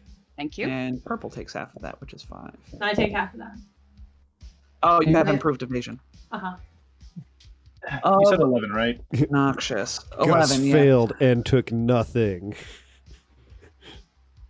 Well, fine. Monster. That was still, really, if you think about it, that was still good damage. It just took a consumable, which is why grenades are still a hard sell. So, Orange, meanwhile, is pretty paranoid right now. He has decided that his friends are going to betray him if and when they capture you all, because obviously they are going to be the heroes of this encounter and capture you all for their captain and crew. But Orange has decided, oh, you know what? I don't trust them anymore. And Orange is going to take a swipe at Green. You know what? 2 swipes. Why not? I'm just picturing like slaps. Oh, rolled really poorly though. A 19 and an 18 versus EAC. Missed it by 1 and 2. So Orange desperately flails with his plasma sword at Green, but doesn't manage to cut Green down. Which is all the better for Green because Green does not look good. Sloan Rider, it is your turn.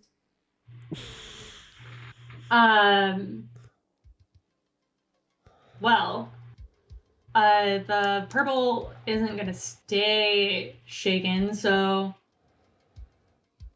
Orange is already scared of all their friends for other reasons. Yeah.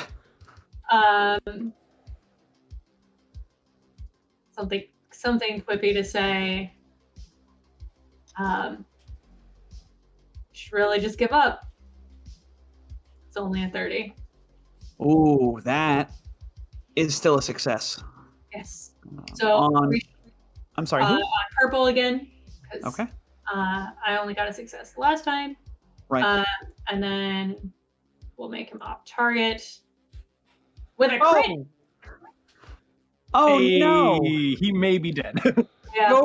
Go ahead. Roll me another 6d8. You crazy operative, you. Oh, Jesus. Murder machine.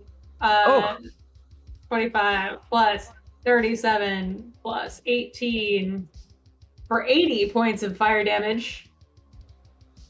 80. Woof. Oh, If Purple is still alive, they're also on fire. they are still alive. Oh, poor thing. That is burn 1d4. Okay, so yeah. Purple suddenly looks very afraid of Sloane, and then is also shot in the eye. I think their eye has just melted flavor-wise. You shot them in the face. That's real bad. Yeah. So Green is gonna panic. And especially seeing you just take out the de facto leader of this little gang of pirates, Green is going to leave. However, this will provoke attacks of opportunity from both Gus and Orange if Gus wants to take it. Orange is going to take it. That's an ability adjustment.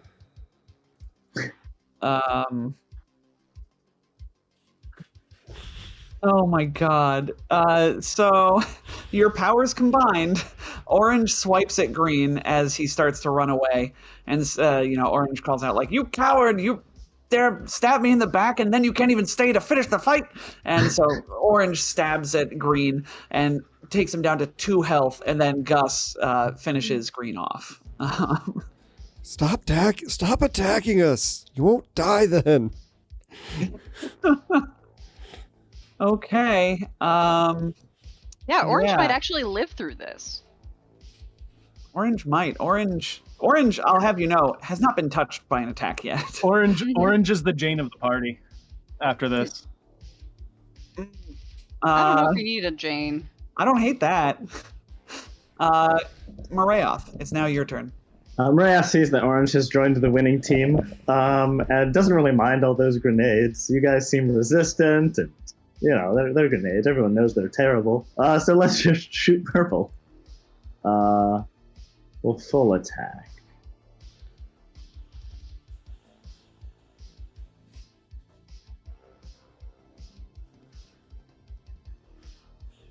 So that's I guess it's against KAC these days. Yeah. So that's 21 versus KAC, probably misses, but 31 probably hits. Yes. Oh, what happened to your macro? It's just nothing. Wide. It's not wide on my screen. Oh, weird. Maybe it's how I've got it, my window set up. Oh yeah, there it is. Whatever. So 21 versus KAC is going to be a miss. It's Oh wait, no, but this is EAC. Is it? Why? Your solar flare? Is solar flare always EAC? Yes. I'm mostly disarmed. All right. 21 will hit. And wait, why is it bludgeoning and electric? Well, because I changed to the Elian's crystal, which didn't have an energy type, so I assumed that meant it was kinetic. So the way Solarian crystals work is that they, if they don't list a damage type, so like the photon ones have fire, right? So the extra damage is fire. In this case, it is just more of the base type. And what's the base? Your base type has traditionally been cold, but the option for cold or fire. It's cold, yes. Okay, sorry. Thanks. Good save. That's cold and electric. Okay. All right. So cold and electric. Yeah, go ahead and change that. But yes. So, and now finally, remind me, who was your target? The south guy. That was Purple. Purple. Purple dies. Purple goes down. So you let off a quick volley of 2 shots, and the first one seems to stagger him, and then the second one finishes the job. Gus, your target died. Yup. You really should just run away. And he just eases between Sloane and Catch, carrying this massive bloody drill. He's like, really, just run away. And he just kind of half-heartedly just kind of stabs out at this guy. Oh my god. They're not going to learn if we don't punish them. Yikes. Oh my god. 34 versus KAC for 49 damage. He Piercing. doesn't even have a Hardly. weapon. He's a civilian at this point. He has grenades. Barely. That doesn't count. All right. So, yeah, that's going to be a lot. So 49 points of piercing damage goes right into this Sarcesian's belly. Oh, that one is dead. And Curses Marayoth and Gur. Auntie Nuna, your turn. All right, Auntie Nuna is going to, she's gonna get him on blue. Well, now you're super gonna die, man. It's so hard for me to miss you now. Yeah. Do you want to shoot him as part of that get him? Well, here's the thing, actually. Is there a way that I could just make a diplomacy check to get him to give up? I mean, And intimidate. she doesn't have. Well, Not yeah. really. Unless that's a specific mechanic of the fight. In this one, it is not. Okay. Yeah, she'll shoot him. They have the motivated by 100,000 credits modifier. Mm. Yeah, that's real Yeah. hard to bypass. Plus That plus raises the 1,000. DC. That's a 30. Oh, a 30 for double digits of damage. 14 Wow. fire damage. Not bad, especially considering you're just handing out a free +2 to your friends as well. Yeah, I was Envoy hoping is that great. would kill him. That would be great. that would be No. funny. No, Gus's attack was the first attack, and while it was a lot, that was still the first damage this guy had taken. So, yes, 14 points of fire and sonic slam into the Sarcesian, and he's suddenly not looking... Oh, no, it's Catch's turn. And he's been Oh, charging no, for and 2 Look at rounds. that He's spot like a on Catch. It's Solarian. blue. Are you sure Catch isn't a Solarian in disguise? don't forget your coordinated shot, Leif. So I have Superior Firepower checked, I have Get 'em checked, I have Miracle Worker checked, I have Aimed checked as he uses his move action to aim down the scope. Yeah, I have Coordinated Shot activated because aiming through the scope negates your cover bonus that you're giving him. He doesn't even have a weapon. Don't take it from me, Simon. He hasn't left yet. He hasn't left hasn't yet, and left he's got yet. grenades. So if it makes it any better for you guys, the weapon is pretty much default set to Mercy Fusion on at this point. So at least we're not killing him. But yeah, so move action, aim to the scope. As a swift action, Catch's armor does a quick little shing, and there's like a little bit of glowy energy that goes from the armor into the gun, and then he fires. Even your armor is a weapon. Even the armor is. Oh, I only rolled a natural 2 for 24 to hit EAC. You need a natural 1 to miss these pronkers. Oh my god. So, as the weapon fires, a very different projectile leaves the barrel this time. It's a very deep violet purple, just kind of like beam leaves the weapon as it hits this guy for force damage. Force damage, you say? Force damage, I say. The weapon has been given the Force special property at level 11. Thanks, Prototech Mechanic. And That's also, dope. let me roll you my additional 8d6 Oh, get the pronk out. for the 4 for the supercharged weapon, 2 for the boost that is part that you just get to do as part of the attack, and another 2 from the silicone armor upgrade that we all remember from Series 3 on I think multiple of us have it now, but Ava definitely Yeah, has we've it. gotten a couple of those. So an And- additional 30 damage. That's a total of 71 force damage. And for the edification of mechanics nerds like myself listening or watching at home, when you say the boost that you can do as part of the attack, you are speaking of overcharge as per the mechanic trick. Overcharge, the improved overcharge mechanic trick, yes. Yes, okay. Anyway, he's dead. He had 62 hit Unconscious. points left. He went from full health at 125 hit points down in 3 attacks. And notably, he needed that attack from Anti-Nuna to go down this round. Well, I was going to say the math says Nuna helped too. So Nuna did help in bringing this guy down. He goes Man, I down. love it. His Actually body putting damage slumps off the forward. drill, and Gus is like, "You should have just run.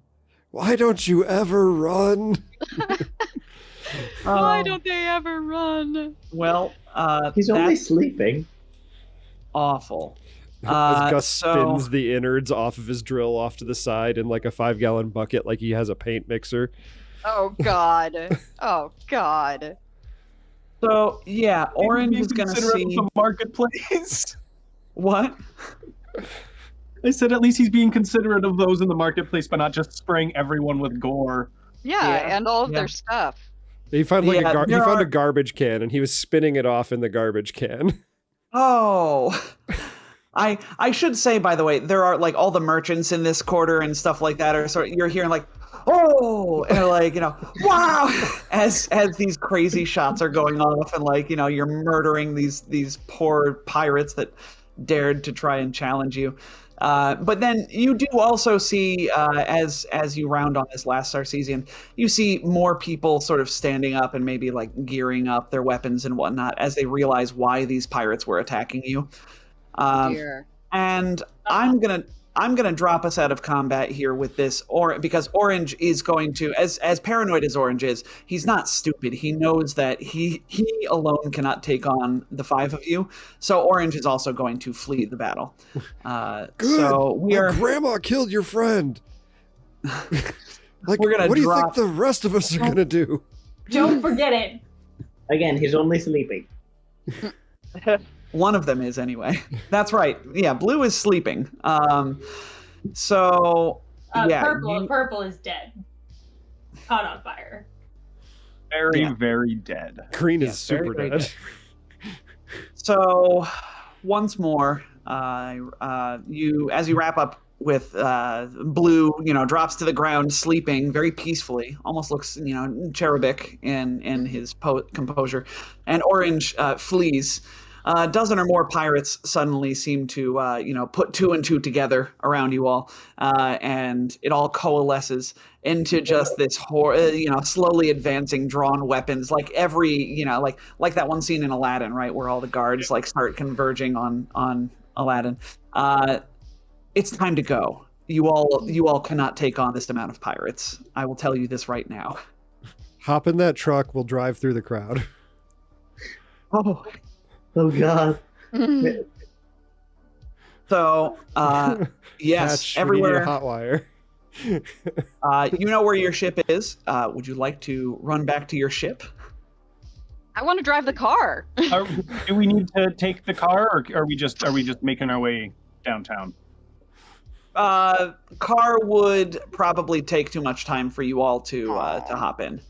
See the zombie movies, sitting there trying to start the car as everybody's just banging on the windows. Yeah, no. And these aren't zombies. These are people with, plasma pistols and Yeah. cutlasses and all sorts of piratey gear. Plasma flintlocks. Oh, Yes. plasma flintlock sounds awesome, actually. It does. Iso, like Guns work on and it. Gears, Pathfinder 2 manual. It has But a very Treasure laser Planet. musket feel to it. Yeah, that's exactly what I was thinking of. Treasure Planet. disclaimer. Yes, Treasure Planet. Disclaimer: Guns and Gears does not have plasma pistols, plasma flintlock pistols. But you could flavor one anyway. Anyway, So I'm not sure why you were specifically asking me. That's why I was wondering about the car. Well, you begin making your way back to your ship. I'll remind you that Brickslot is basically an asteroid, right, floating through the diaspora. So you have quite a ways to go. We'll say about 700 feet. Oddly specific number, I know, to get to your starship. And yeah, you might be thinking to yourself, gosh, Tom, what an awfully specific figure to use. And you would be right in that is a specific number. It's because as you get to about 600 feet away from your car, and by car I mean starship, of course, you glance over your shoulder to check if anyone's following you. Indeed they are. You see a pair of large hover vehicles equipped with plows making their way towards you over the barren asteroid's surface. they clearly intend to ram you. And we are going to go to break as you get ready to run across an asteroid while being chased by vehicles like Mad Max, probably. So I want to ram them back. you can't. So And what are you gonna ram them back with? You're not a vanguard that took that one piece, I've got that one horns. discipline. I've got horns. Car-sized horns. Gus, your spine is not reinforced yet. Let's not do this. You're making me regret not taking the power armor feat and investing in power armor now, Tom. You almost had me in power armor. Oh, that would have been so cool. Well, regardless, this is a perfect time for us to go to break. We'll come back on an exciting sprint across an asteroid floor as you all try to desperately get back to your ship without getting murdered by hover vehicles with plows with freaking laser beams. So...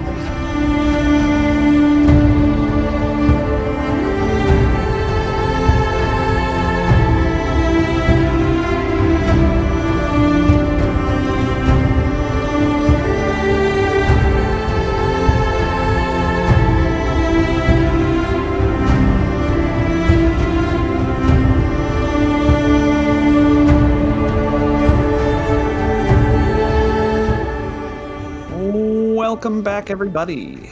We are returning to the scene of a thrilling chase with your crew of free-flying traders being chased across the surface of an asteroid. These two elongated Sarcesians are not, in fact, malformed Sarcesians, but the representations of the large vehicles that they are driving. So More Sarcesians? I'm sorry? More Sarcesians? Yeah, it's a whole Yeah.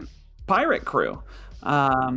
So these Sarcesians are piloting hover vehicles that are roughly 10 feet by 15 feet by 8 feet. So they're large vehicles, and they seem intent to run you down because, as far as you know, Sinjin's bounty is not alive.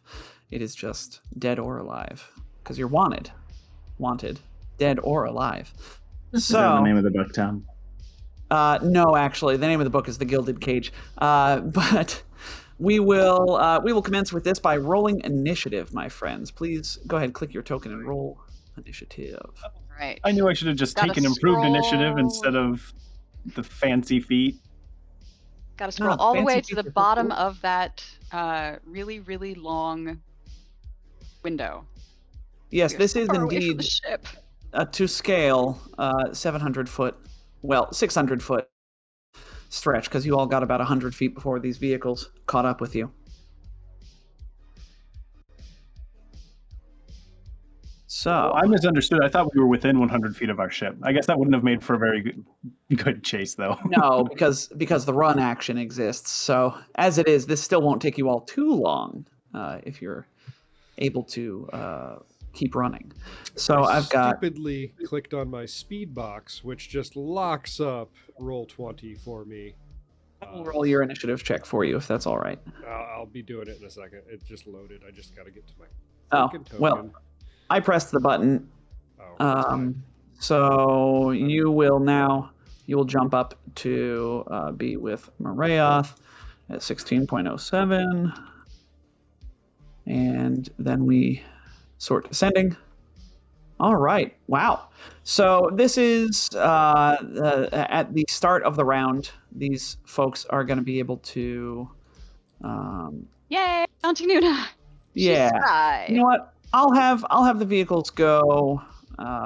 They're going to go at the top of the round, like in a vehicle chase, but then you all are going to have to keep moving away from them as they go. So the vehicles are going to get to go first as a move action for their pilots.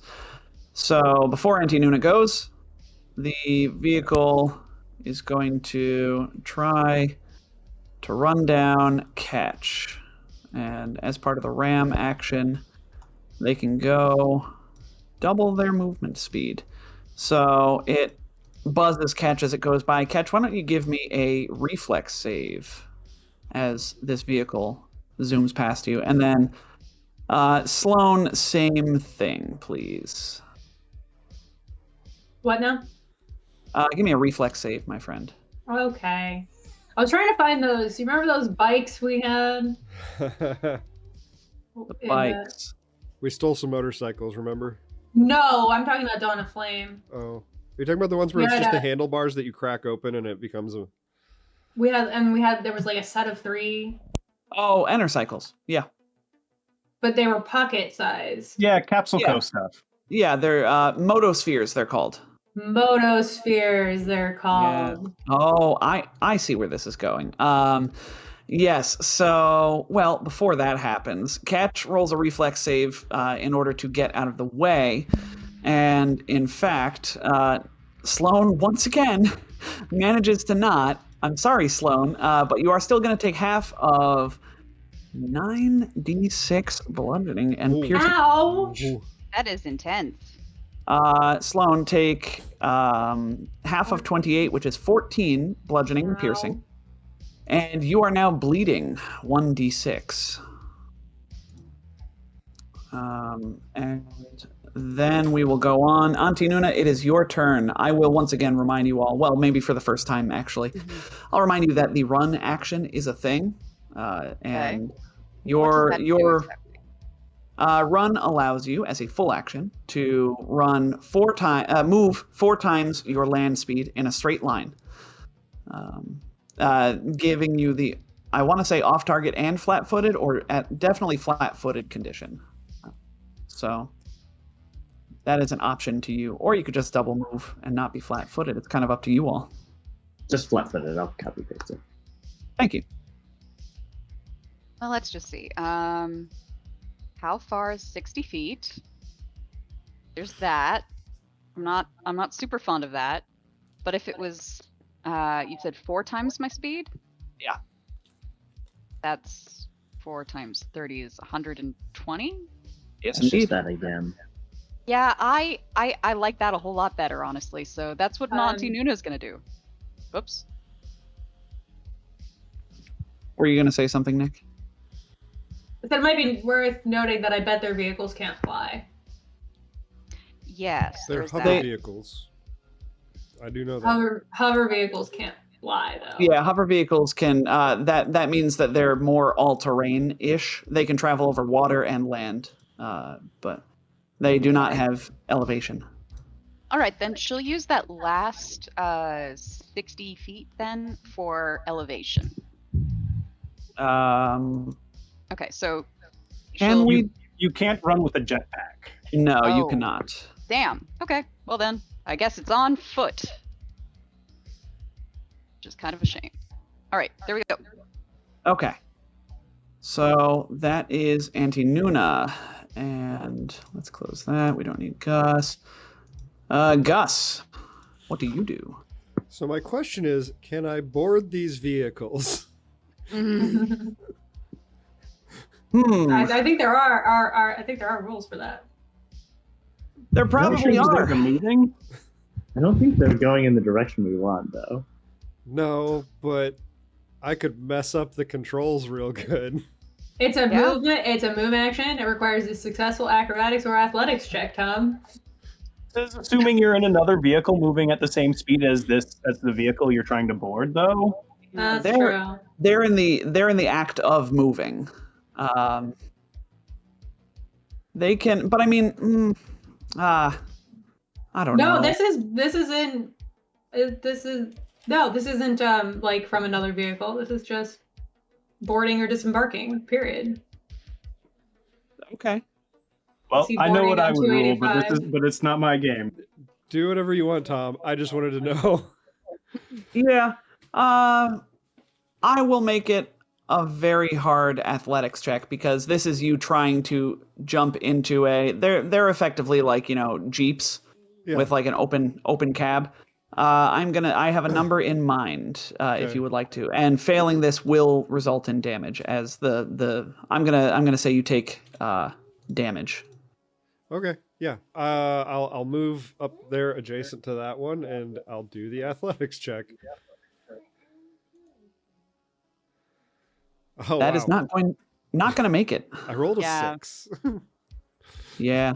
Uh, So, yes, with a 26, you are going to take Sure. 38 points of piercing and bludgeoning damage as Piercing, this. you say? Yes, I do say piercing. And you're also going to bleed 1d6. Okay, so 38 becomes 27. Actually, yes, it and then becomes 22. what gives with their... Now, these vehicles also, when they run you over, they are also taking damage. I just forgot to roll, write down how much damage that is. Okay. I mean, here I we go. suppose if you hit a deer, Yes, exactly. That's Yeah. the effect here. So Sloan took damage, and we're gonna take a little bit, and then Gus just took a whole bunch of damage, and we're gonna take this half of that. Okay. All right. We're on track. So Gus tries to. So this is all happening. It's not like, okay, you move, and Yeah. then I stop, and then It I move, then you sideswiped stop. So catch, and then Gus is like, yeah. no! And just like tries to slam Gus his is arm already. into Yeah. So you're already in motion, and Gus tries to grab onto this car, and it just sort of like almost rips his arm off as it speeds ahead of him. Marayoth. okay, he can grow a new one. Sure you can. Marayoth will sort of is of the same mind as it sounds like Sloan is. Will lift off from the ground. More comfortable flying than running, anyways. That probably costs me. Oh, come on.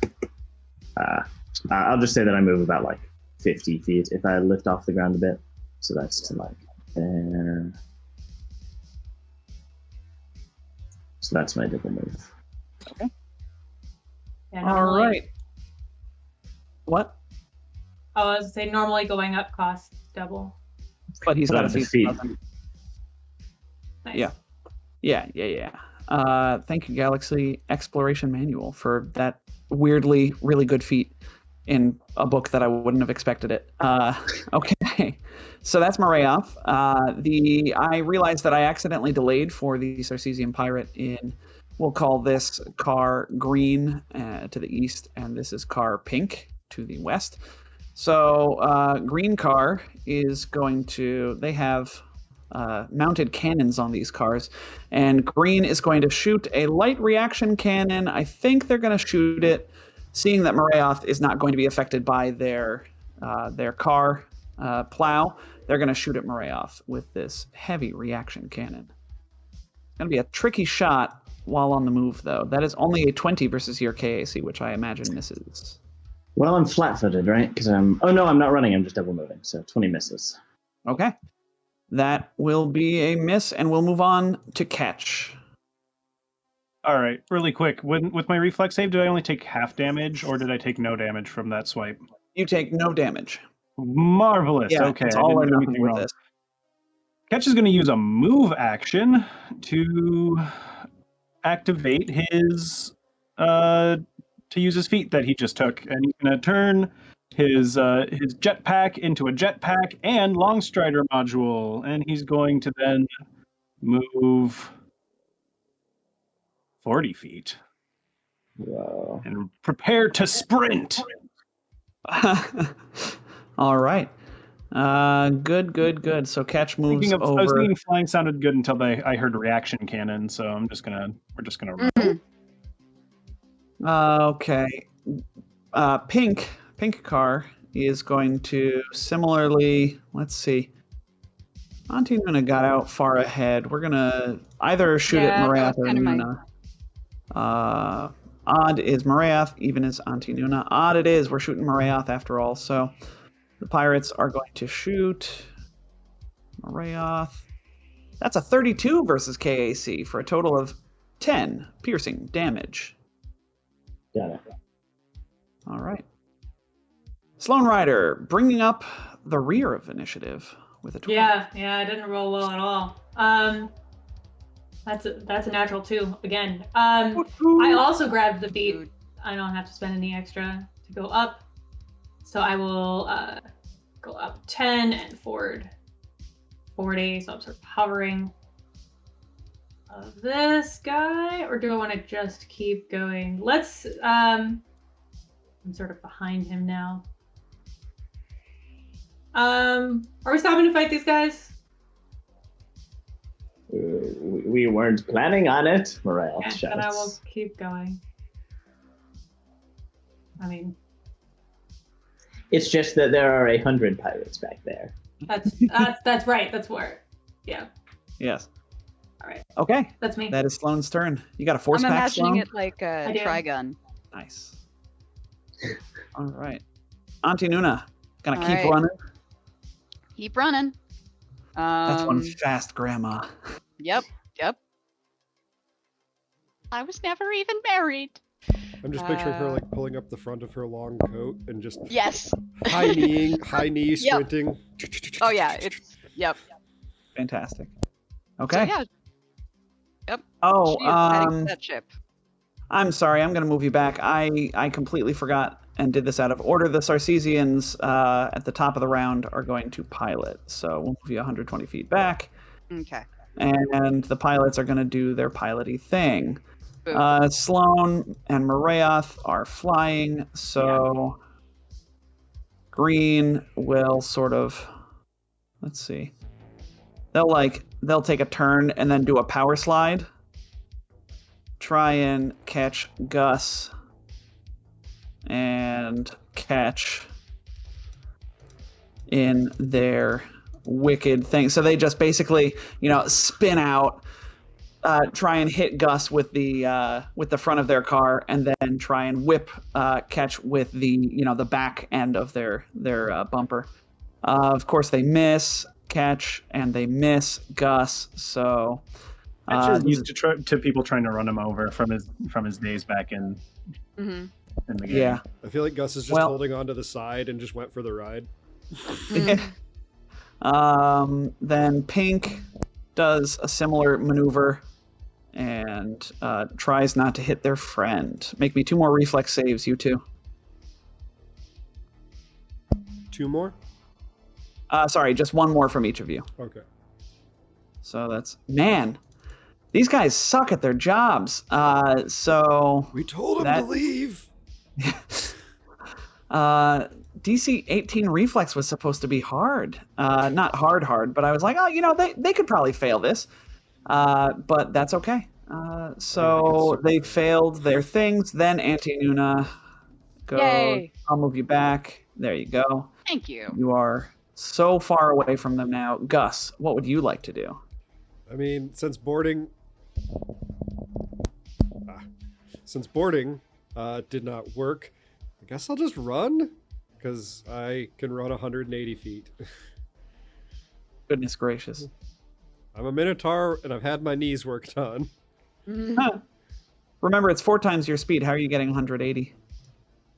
2 times my speed is 90. Gotcha. Okay.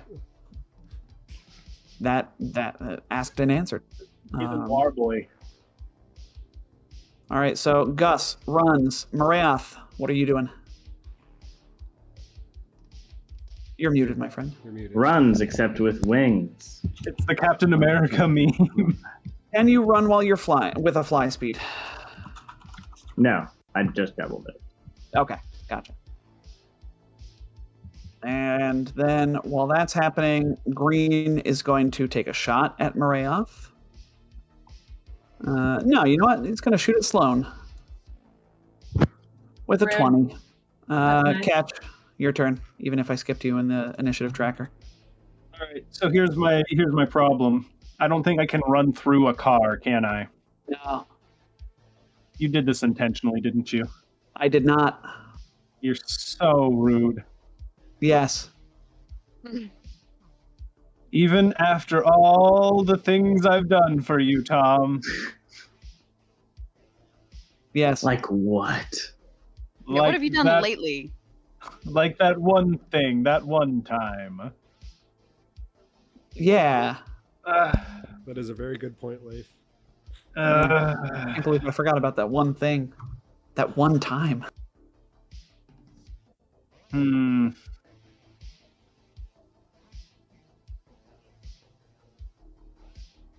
You can just double move, man. Or fly. Flying's good. Yeah, I don't have that fancy That's feat you fine. guys do. It would Neat, take right? me my full action to just get 30 feet up and over these things. I don't think these things are 30 feet tall. Let me go over with 10. Yeah, they're 10 feet tall. Or, you can clear it with 10 feet. Okay. Fine. I'll do that. Them 20 running over feet. you is the most dangerous thing right now. So Yeah. Well, I've been making my reflex saves, no problem. So actually, no, I lied. I'm tempting fate. We're going for it. 1 move action. 2 move actions. With my armor upgrade. I suppose I should be ticking that down because it only lasts for 1 minute. So flying or not flying? Not flying. Not flying. All right, on land. Land speed.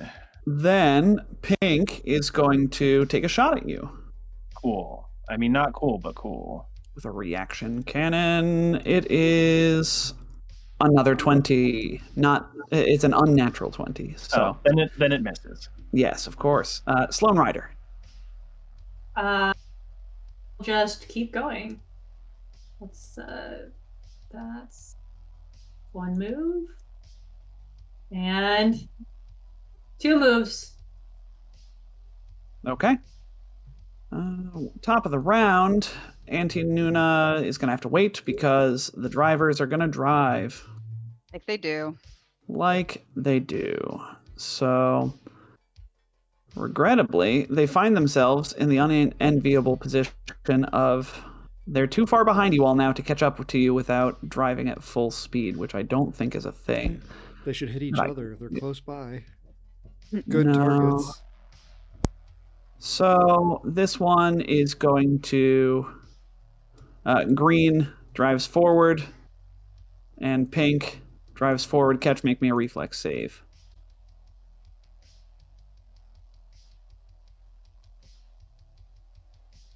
Gotta say, I resent the fact that these guys keep getting in front of me.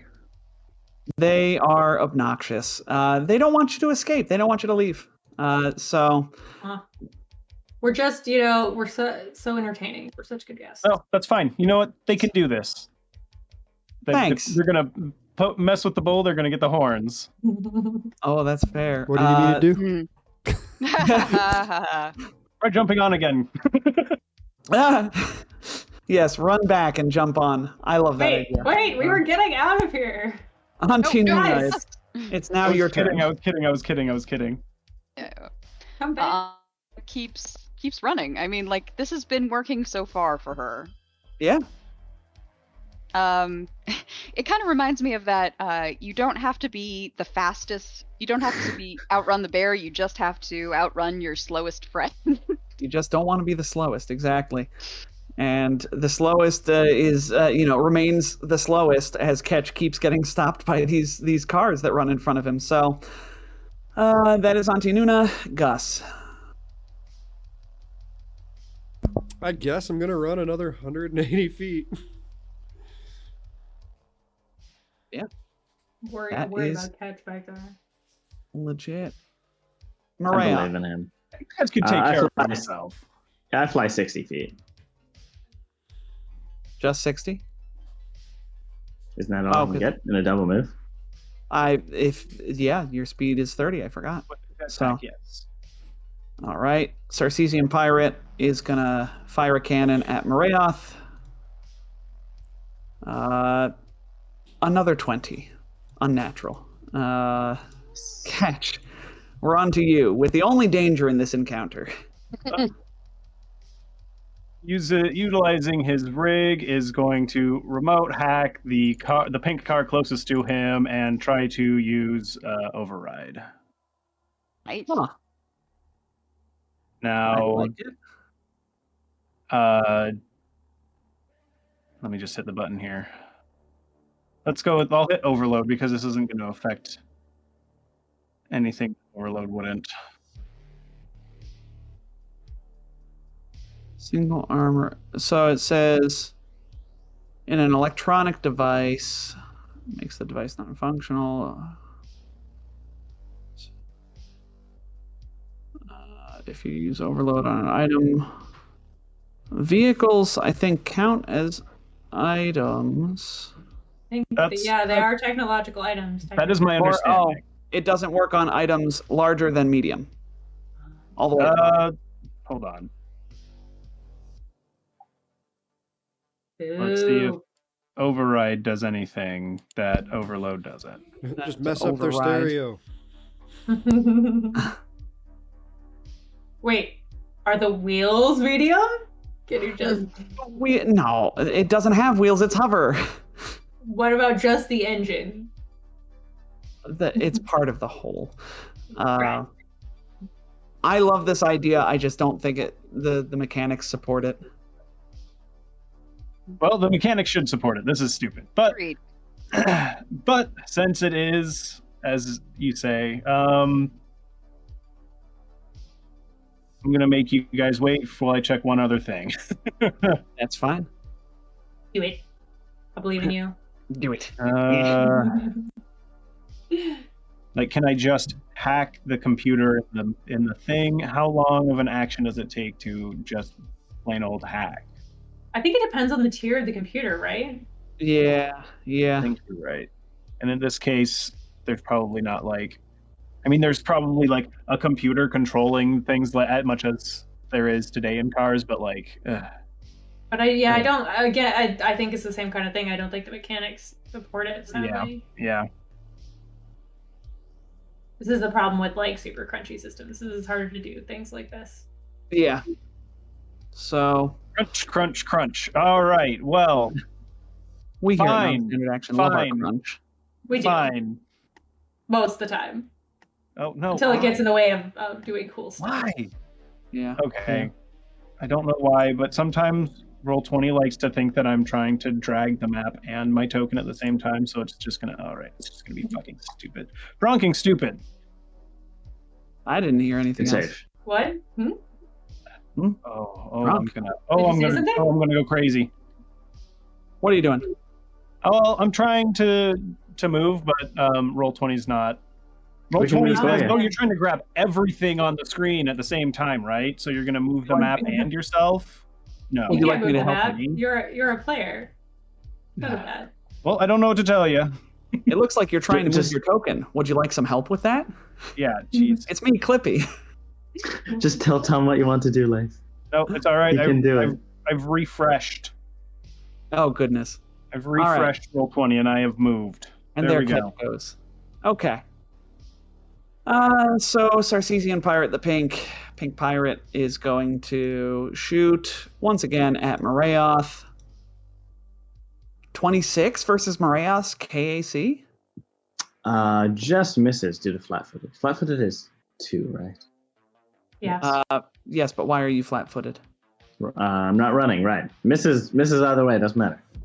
I am very saddened because I rolled near max damage of 28 points of piercing damage. Sorry, buddy. Lone Rider. Keep going. Talk about a good thing to grab. With all those credits we had, this force pack is working out great. Away! Are very nice. It's true. I was like, is it time to get a new force pack? It is time. Yeah. It's time for this upgrade. There comes a time in every non-flying PC's life where they think, it's time to get a force pack. Okay, so that is the end of round 3. And now, Tom's favorite part. Time to miss with some ramming actions. So Pink is going to drive through catch and end facing this way. Ah, you made the DC. And then Green is also going to drive through catch, lose control a little bit, and you make the DC once more. And that's that. Now, I think at this point we've got Gus is going to reach the ship. Antonina is going to reach the ship very soon, and the cars can't catch up to her. Sloan and Marayoth are flying.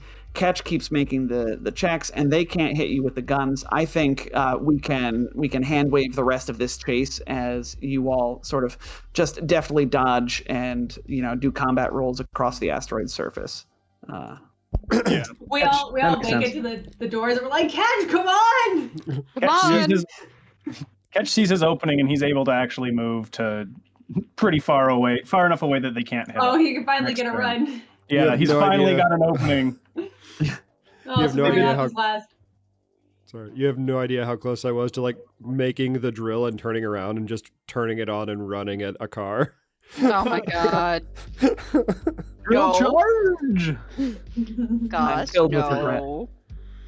Okay, so that is a thing that you all managed to solve my car chase across the surface of an asteroid puzzle, and Car you get puzzle. back. Yes, my car puzzle, my cuzzle. Nope, don't Yeah. like that. Oh, No, I don't Nope. like that sound. No, nothing about that was good. So you get back to your ship. You run the takeoff procedures. Your ship fires up a lot quicker thanks to your what is it? Oh, the thrusters primer. I believe it's thruster primer or thruster warmer. Okay. So yes, your thruster warmer allows you to take off almost as soon as you all enter the ship. I imagine Ketch with his his custom rig is able to, in fact, start the takeoff procedures a little earlier as well. So y'all are ready to go. Remotes Oh, yeah, that as we start your were- car in cold weather. Yeah, as we saw the guys pulling up on us, Ketch definitely pulled his rig out and pre-warmed the engines and whatnot. Yeah, the severance package goes beep beep as Ketch presses the button, and you see the lights flash briefly, and you all strap yourselves into your seats or strange apparatus for operating your stations, notwithstanding. And as you are doing so, you look out the viewports at your fellow starships parked across the asteroid. You see lights coming on, dotting the landscape, and a cursory scan using the sensors from Antinuna shows that indeed these starships are running through the same checks in order to try and stop you from leaving. You seem to have garnered quite a bit of attention quite rapidly, as maybe even these people don't necessarily know who you are or why we should stop you. They just know, hey, there's a big payday, I heard, if we stop these people. So they can work out the details later. So Yeah, those Sarkessians made a big mistake saying that that there was a bounty on us. yeah, At least for them. Yeah. For them. Mhm. yeah. So one ship in particular manages to take off nearly at the same instant as you do. Anyone, why don't you go ahead and give me a piloting or culture check to recognize this ship? Yes, Sloan, this is a pirate ship, so your culture theme knowledge should help you here.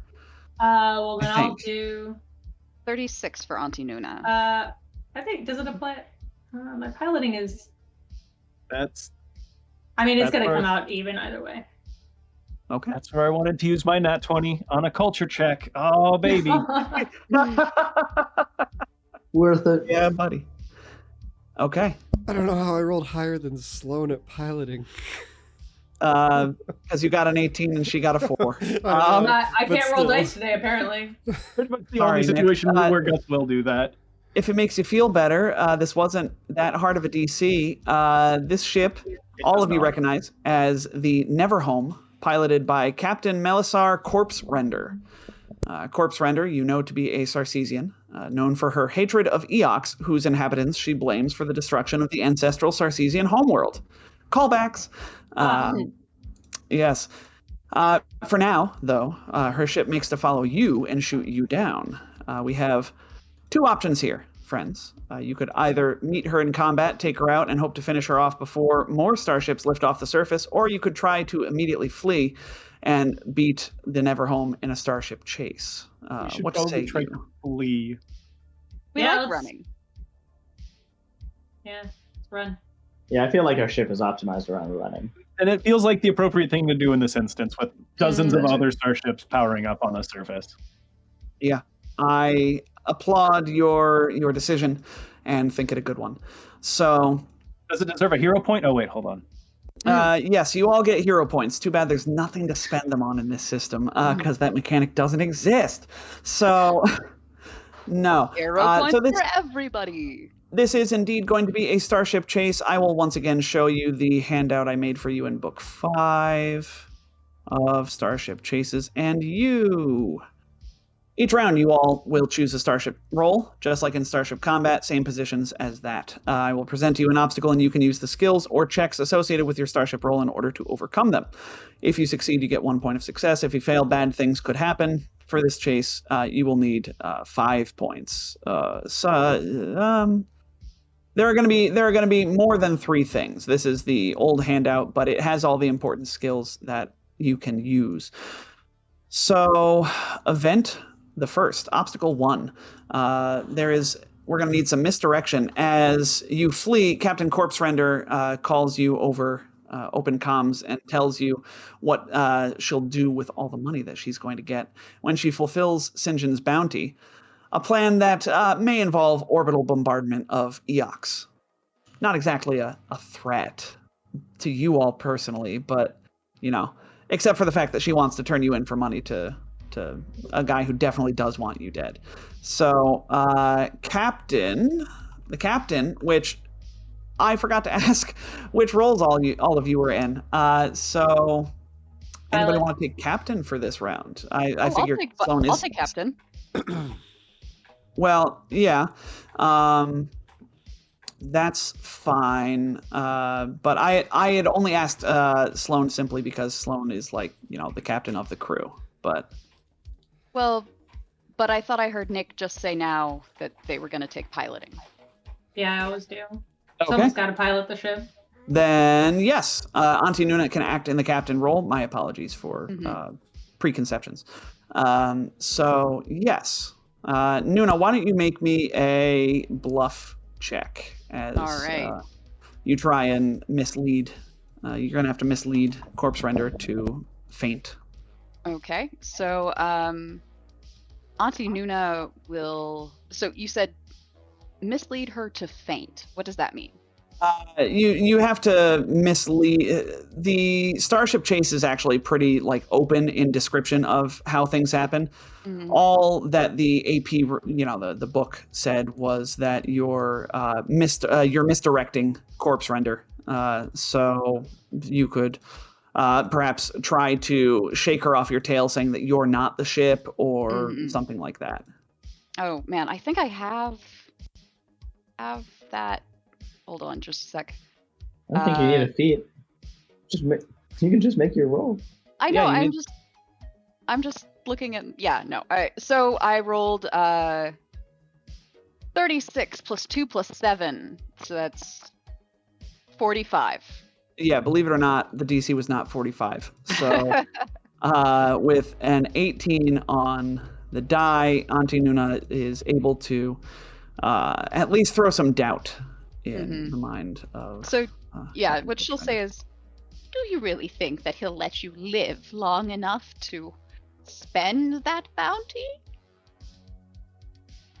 Right. So that is 1 success. Round 2. You all are. What role is everybody in for this round? Why doesn't? Not that it needs to be said, but engineering. Yeah. Gunner. Piloting. Gunner, piloting. Jet? Probably chief mate, unless they're, there's not a lot else I could do. Fair enough. And where's Auntie Nuna? Staying captain or going science officer or what? Do we need the science officer or do we need the captain more?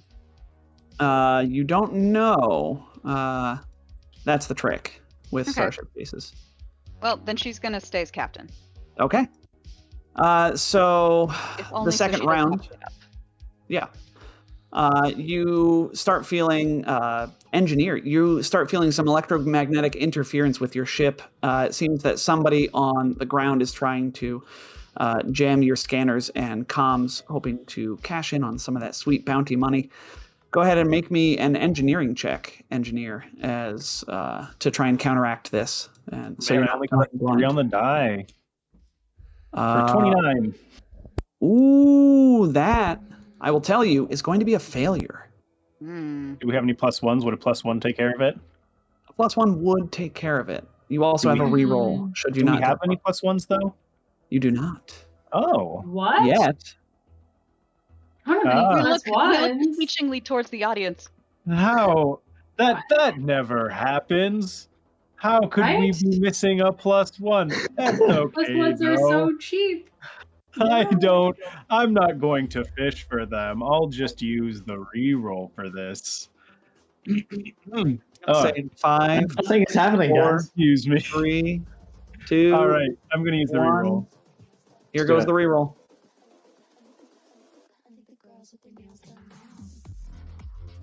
There it is. on There the you die. go. Yep. For You just needed a 36. 4. So yes. So catch the. We'll say the manifestation of that reroll is you plug something in. You start hot wiring things and plugging wires in, and go on. You have an idea. No, it's not an idea. It's just I'm not going to use the streams reroll. I'm going to use my reroll from my Your idol? hold on. Yeah, we'll use the Animist's tools because I have 2 rerolls from that. Nice. Goodness gracious. Okay. So I have only 1 reroll from that. I have my Your see the Please future continue. reroll and your yeah. Okay. Please continue. Okay, so yeah, you start hot wiring things and plugging things into different things, and you get a shower of sparks comes up as you plug something in the wrong way, and Rattlesnarp is going to jump in and say, "Boss, come on! And this goes there, obviously!" And Rattlesnarp saves you, and I guess that doesn't make as much sense now with your Animist tools, but regardless, that's what we're going with. No, it's fine. It works. I like it. And for the rest of the round, Ketch will be berating him for rewiring his workstation. Exactly. Okay, so we move on. That is a second success. Top of round 3, anybody changing seats or no? All right. I will say top of round, blah, blah, blah, and you will tell me if you're changing in the future. So now you all are coming to a narrow pass through a dense cloud of nearby asteroids, presenting an opportunity to lose the Neverhome. So we're going to need either a gunner action or science officer. And I think of the 2, we only have the gunner filled right now. So Marayoth, why don't you make me a gunnery check to try and shoot some asteroids to create debris. Sure. So I get to use my... I won't press the piloting button since I'm just using my base attack bonus. So that's 8 plus 11 plus 7 is 26, I think. Did you get any bonuses from having a point weapon? I'll say yeah, why not? Yeah, that point weapon is very good at shooting incoming physical objects. Yeah. Yeah. Well, what's your point bonus on that weapon? Well, it's a plus 10. So. Oh God. Okay. Yeah. So yeah, you blow that away. Marath creates a nice little smoke screen of debris from asteroids, and you manage to More of a dust screen. Sure. And you manage to shake the Neverhome from behind you, but there are still more starships now joining the chase as you continue to fly away. Round 4, anybody changing? All right. You experience some turbulence from enemy fire as I said, more ships join the fight. Join the chase, I should say. And so between turbulence from enemy fire and near collision with some asteroid, the severance package begins rocking. Sloan, go ahead and make me a piloting check to offset the turbulence. And I imagine this whole time our drift drive is charging up and we're just trying to buy time for it. You have to be still for your drift drive to charge up. Oh, lame. Oh, interesting. Okay. Yeah. I never knew that mechanic. That doesn't match the... You have to stay still for 2 minutes for a drift engine to warm up. That's what I was looking for. It wasn't the... I hate it. There's special modules for that, but yeah, it's... Yeah. Lame. But a 43 to avoid this turbulence. A 43 blows this DC away. And that is your 4th success of this chase. So now you dodge and weave through the missiles and laser fire and asteroids as you're going. And you're so focused on avoiding all of this heavy fire that you suddenly are surprised by a giant meteoroid looming in front of the view screen, top of round 5 here. I'm going to need either, so you all can decide who, either a gunnery, magic officer, or pilot check, pilot roll to avoid this asteroid. The gunner, obviously, to, shoot it, or the pilot to avoid it. I know you don't have a magic officer. Are you sure you don't need a chief mate to just push it? No, Yeah, let's push it. I swear I did.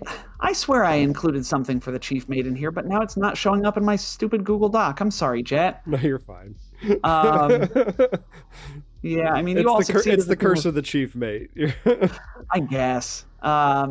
They even included magic officer, for goodness sake. But either way, Not a popular position, I guess. gunner or pilot, who wants to handle this rogue meteoroid? Sloane's piloting is probably better. That's what I was gonna say. All right. Ooh, 34. That will succeed, as this was a DC 27 check. So the severance package and its trail or train of trailers sort of zips, sort of skims over the surface of this meteoroid.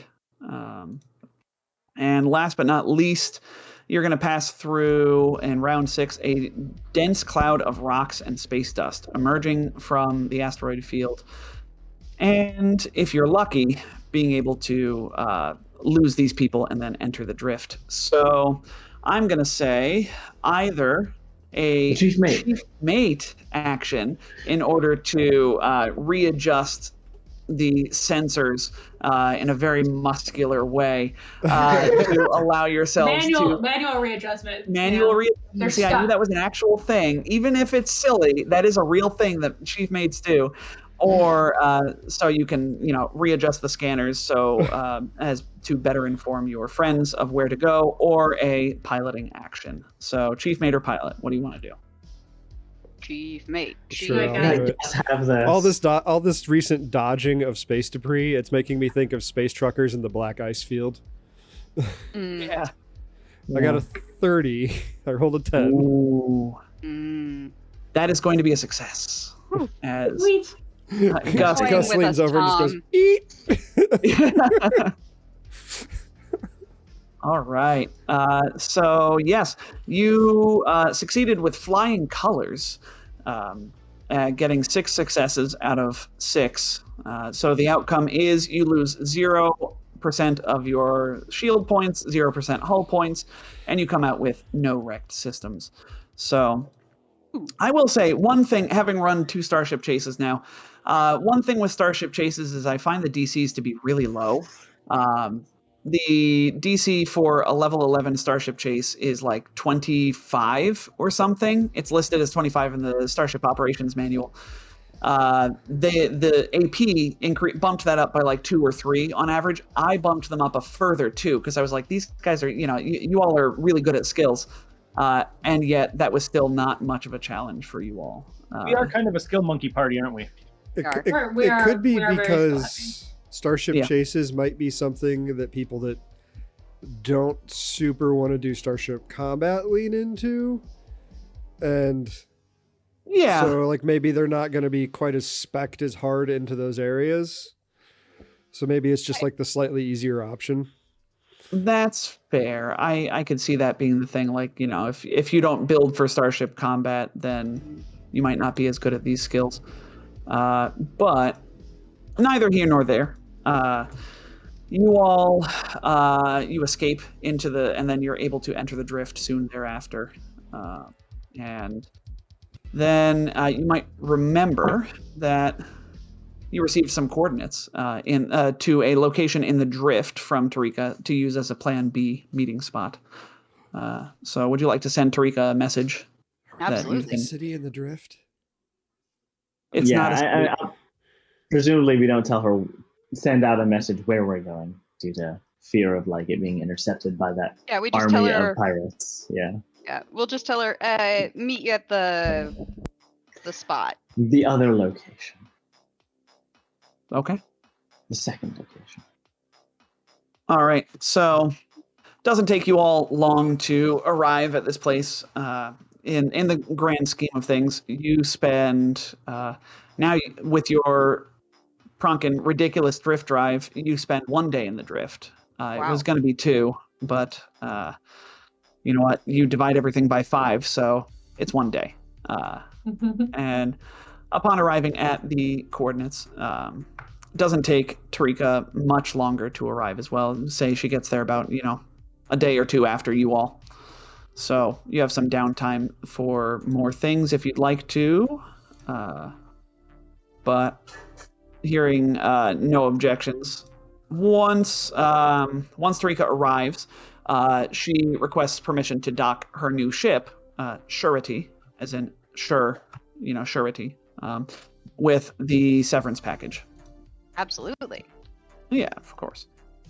Once on board, she whoops as she runs to greet you all. I imagine she meets you in the rear, the aft airlock by your cargo hold.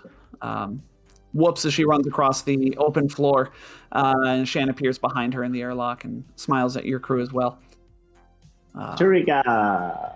You said she whoops across, and my first thought was she slipped on a banana peel, and someone went, "Whoops!" She whoops the whole 40 feet across your cargo hold, and yeah, she'll say, "Oh, it's so good to see you all in one piece. It's we really got to stop meeting like this, and by meeting like this, I mean while you all are being hunted fugitives or blacklisted." It's That's okay. another day. They haven't shot us yet. I don't think it will ever happen. Auntie Nuna would totally smack them if they weren't a cloud of bugs. You try to, and they just lazily drift out of the way. You have a nice new ship. Did you get it with all of the money back in between books 3 and 4? 4 and 5. 4 and 5? Yeah. I figured with my cut, I deserve to have a nice little ship to take around. It ain't much, but it's mine, and I like it. So yeah, she bought a ship with her cut of the White Glove affair. Nice. So yeah. Vents are not really enough. Wait, you already went on her ship? Yeah. I mean, they're connected. Yeah, that's fair. So They sent out some constituents to check it out. yeah. I imagine you all share some sort of reunion dinner prepared by Gus. Yeah. Naturally. Yeah. 100%. Yeah. Laughs are exchanged. There's an underlying, sense of worry. I mean, let me ask you this. What is everybody thinking right now as you all have been chased off of an asteroid, truck station? What are your thoughts on your current state of affairs? So many people are going to die because they won't just leave us alone. Gus is kind of riding high. He's not really been in any danger physically in a long time. He's so durable. Yeah. You almost got me to hit points that one time. Almost. Yeah. How does Catch feel? Catch doesn't like the idea of being on the run again. Yeah. Kind of frustrated with the current situation, but he's not letting anyone see it. He's too preoccupied with not acting weird around Shan. Sure. Yeah. Oh man, be cool. Marath is convinced that this is just a one-time thing, and it'll probably be fine.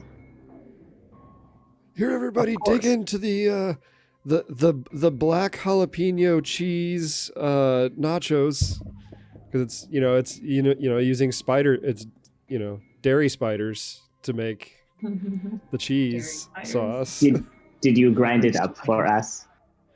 Oh yeah, there's like a little one of those little like half circle, like an actual half of a sphere with like the 3 little legs that come off it, the little like salsa bowls, but it's just like pureed nachos.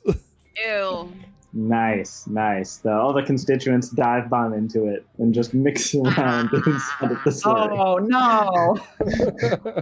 Oh, that just made my skin crawl. As not gonna look at she's- nachos the same way again. as she's dipping into this black jalapeno cheese dip or nachos, what is Auntie Nuna thinking about her current situation? Oh, Auntie Nuna is a little distant, not quite as involved in conversation as she might usually be. Probably not enough that like anybody but maybe Sloane notices.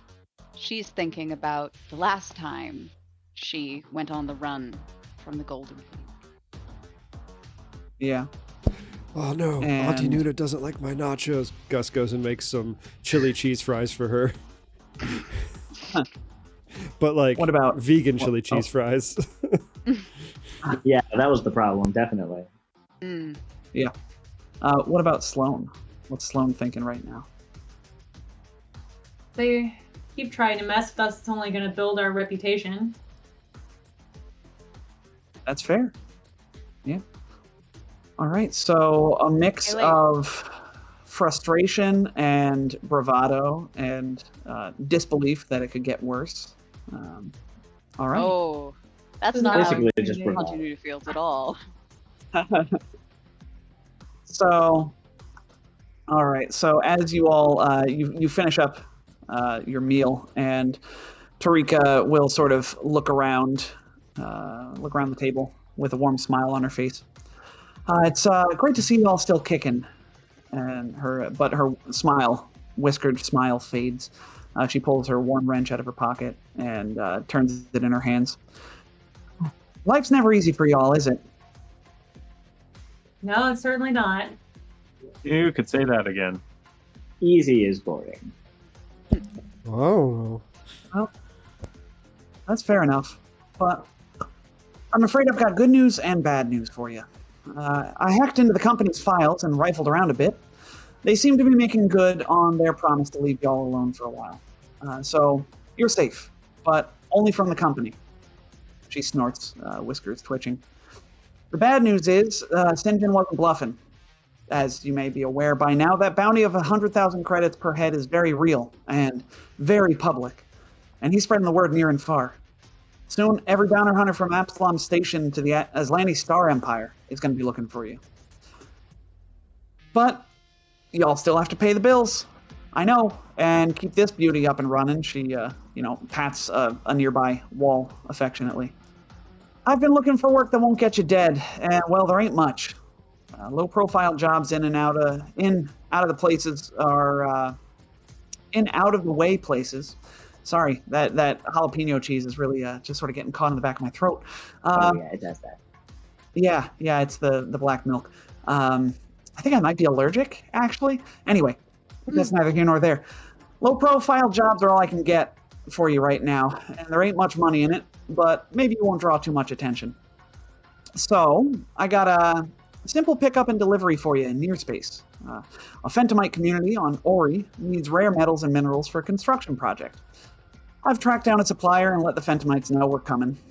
Y'all are going to need to deal with Servanor Industries, a mining company operating on Census 2, and your liaison is a Shira named Kishaville. They're clean, no connection with the Golden League or any shady sort. Pickup's arranged, but the purchase ain't finalized. My advice, don't spend too much time haggling. Get the cargo and split. Maria, I see you might want to say something. Yeah, you said you hacked the company files.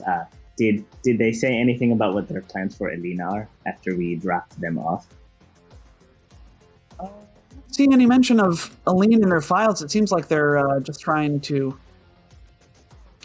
cut and run, as it were. Distance Yeah, themselves good, from good, them. good. Yeah. No, it seems the company's sort of having a press tour, of this whole thing. they've spun it real quick into they're calling Alina disgruntled employee, and that their actions don't represent any of the company's views and opinions on things and whatnot. So they seem to have dropped them on their many heads, as it were. Disgruntled is the wrong word for it, but we are glad.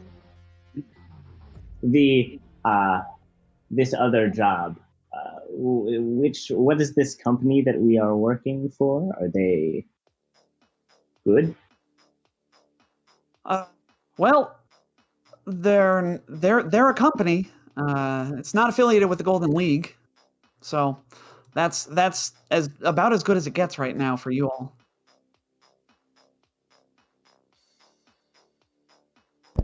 We are reminded of that hobgoblin company that we did business with and didn't like. Way back in book 1. I should know. Gideon Authority. Gideon. But yeah. The Gideon Authority. No, that was book 1. That was way back. Wow. That was your first botched job. No, second botched job. Botched. There's certain definitions of botched. Yes. Either way, it didn't go how you wanted it to, and that Went was how we wanted it to. Yeah. Yeah. It was the bad reviews precipitating on event Yelp. for your firing. It didn't go the way that Edge Corp wanted it to. Yeah. And that's just a bonus for Marath, at least. Gus, having overheard her say she might be allergic to black milk, brings her a milkshake, but this one, it looks like curdled blood. He's like, "Don't worry, I used the milking lizards from Castrovel." Oh, God. The dairy lizards from Castrovel? Dairy lizards. Thanks, Gus. I really appreciate your thoughtfulness. And she, I've been experimenting recently, but there's nothing quite like good old black milk. We are impressed by how many animals can be milked. Who would have thought? She'll take a hesitant sip, and she doesn't immediately vomit. So Hey, that's a bonus. success. Right. I will roll a profession cook to see how delicious that curdled. It's a 25, so not bad. I rolled a 9. Yeah. Actually, 29 with my tools. Yeah, it's not bad. Did Sloan have any thoughts about the job?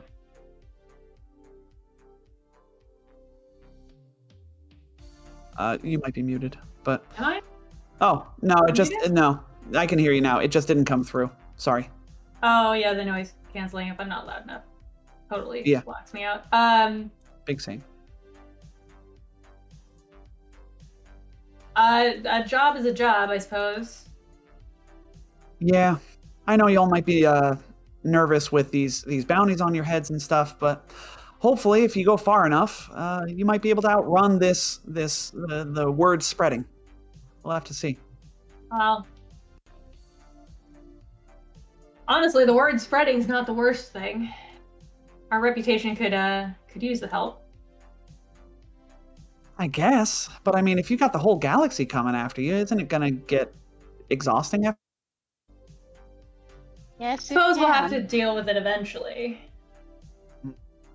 Yeah, but you're right. I mean, your reputation couldn't hurt, right?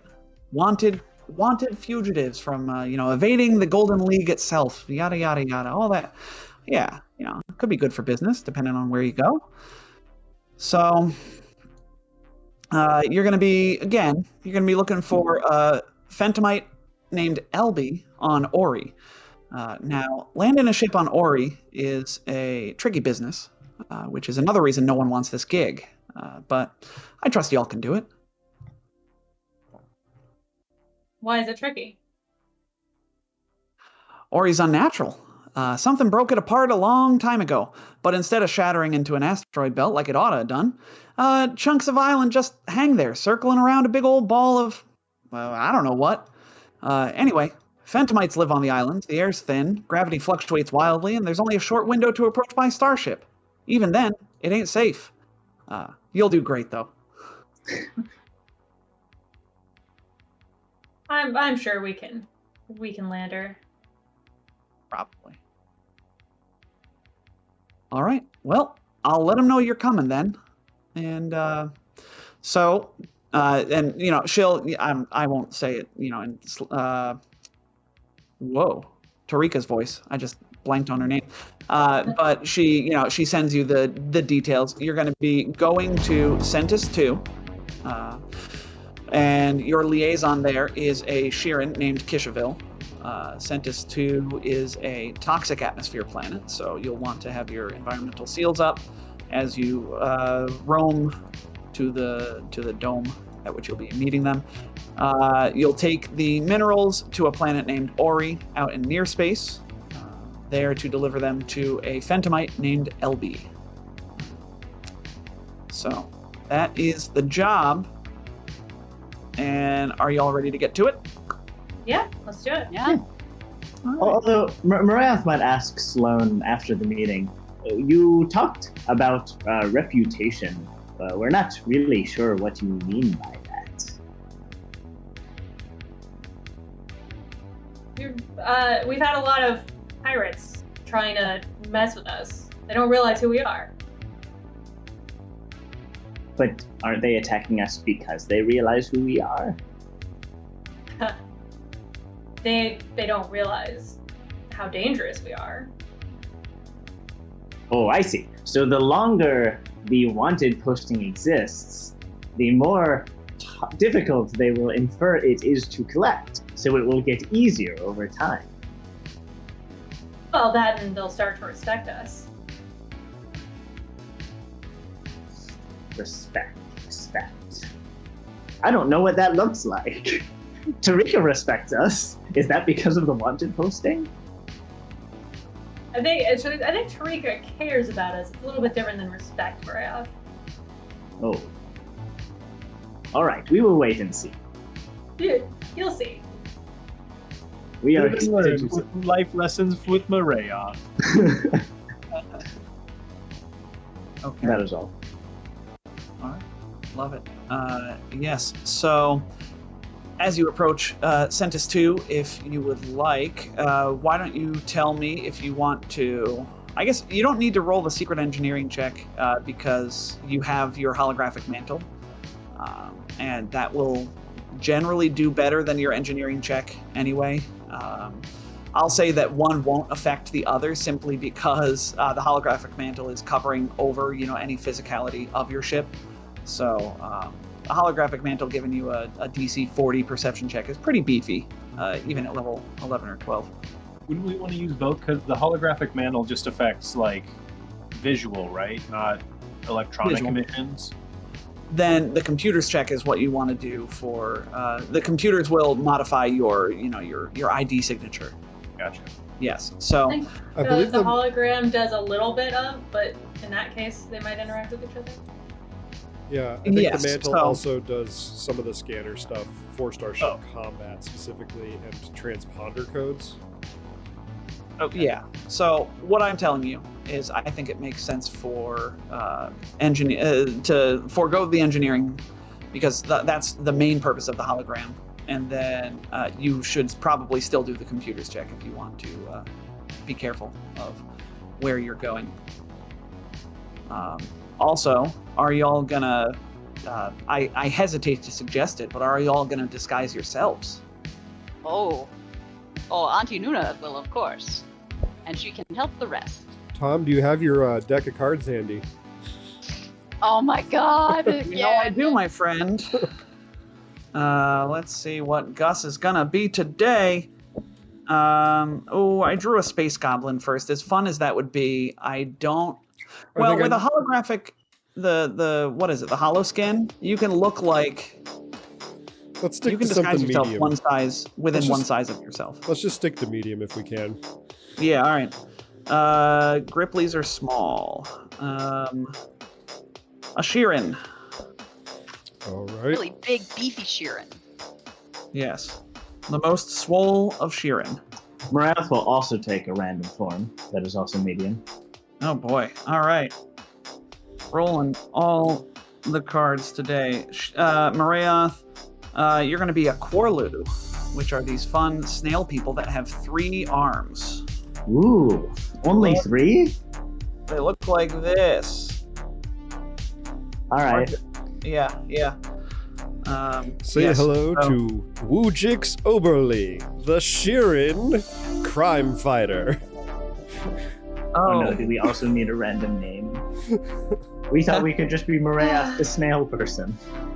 I have a Y'all are retro determined alien. not to build a reputation as fearsome space pirates. Fine. No, what we're doing is we're giving the impression that you, Sloan, have an epically huge and very fearsome crew. Oh, okay. Okay. That'll do. okay. Of course. But if they'll you're never going know how for- many of these there are. I do have a If you're retro going alien for- name generator handy, Simon, if you want to do that randomly. Sure, Maria, we'll try your strategy this time. Okay. Flufrox Vuea. We are Flu Frogs, and who goes on top? Catch and Sloan just kind of like, Well, they also use the plural we, you know. All right. So I guess Auntie Nuna won't be disguising herself then if Sloane's goal here is to try and expand our reputation. okay. Then catch bot into the whole build our clout perspective. So he's gonna just go as Sloane's right hand. Yeah. perfect. So we've got 2 weirdos, and then 3 of the normal crew members. So We'll never figure it out. they'll never know. I will roll those disguise checks in secret using Auntie Nuna's bonus. And maybe with some penalties for implausibility. Maybe. Don't give the DM ideas. And it's going to be a rhinoceros beetle disguising shearing. yourself to a different type. What was that, Jen? It's going to be a rhinoceros beetle shearing. No. Cool. I All love right. So, that done and said, I'll also roll your secret computers check, and then we'll be on our way. So, you hear in your minds what Tarika told you about Centis 2. She said, Centis 2 is the only habitable planet in the Centis system. Air is toxic and the gravity is incredibly strong, but the planet's rich in heavy metals and minerals. A dozen mining corporations are headquartered there, each with its own massive tower stretching up above the toxic clouds, where the gravity ain't so bad. Of course, the real work, mining, happens on the surface, where everything's poisonous and heavy as hell, so that's where you'll meet Kishaville. Lucky for us, Centis 2 is pretty isolated. The corporations are so busy bickering with each other, they don't pay much attention to what's going off-planet. So, you approach Centis 2. You see below you a dry, yellow planet shrouded in banks of toxic green fog. Environmental domes speckle the planet's craggy surface, making mining camps, field offices, and other sites. A few slender towers, topped by large spheres, pierce the mesosphere, headquarters for the mining corporations operating below. Upon approaching Servanor Industries, the comm unit trills, indicating an incoming message. Greetings, unidentified starship. This voice has the sterile courtesy of a traffic control AI. You are now entering Servanor Industries airspace. Please state the purpose of your visit. We're here to pick up. We're picking stuff up, right? Mm-hmm. You are? We're here to pick up a shipment. Okay. Transmitting papers now. I presume we have some kind of papers. Yeah, you have information. Please report to landing zone 13. Take road A28 once you land. That will take you to SI-316, the site where you need to go to meet Kishaville. Have a pleasant day. Landing AI? Much obliged. So, it's easy enough to land, and you begin the trek down the road. What you know of Census 2, again, tells you that you should absolutely turn your environmental protection zone while on this planet, as it has a mechanically highly toxic atmosphere. Right. We now- do that. Yeah, sure yeah, do. you do that. Exactly. I defy you, Tom, and I breathe in the highly toxic atmosphere. I'm going to make you look up those rules, say no one. We've never... Yeah. So we've never talked about this before, but I've just sort of assumed that you all bought a truck similar to the one which you had way back in book 1, the BD514. They're fairly cheap trucks. Yeah, sure, we did. Yeah, right. It only costs you a couple thousand credits or so. Hell, you can have 2. But this one's cooler. Catch has done it up. Yeah, it's got like flames on the side and everything. Absolutely. It's super cool. It's got the big Like, ram that scoop. says I'm antisocial. So, in that case, you take your truck down the road for about 5 minutes before you do indeed see signs for SI-316. Approaching the environmentally sealed dome building, you see a pair of armed guards in power armor, each with machine guns mounted on one shoulder. They once more, ask you for your business here, but wave you in if and when you tell them you are here to see Kishaville. Yes.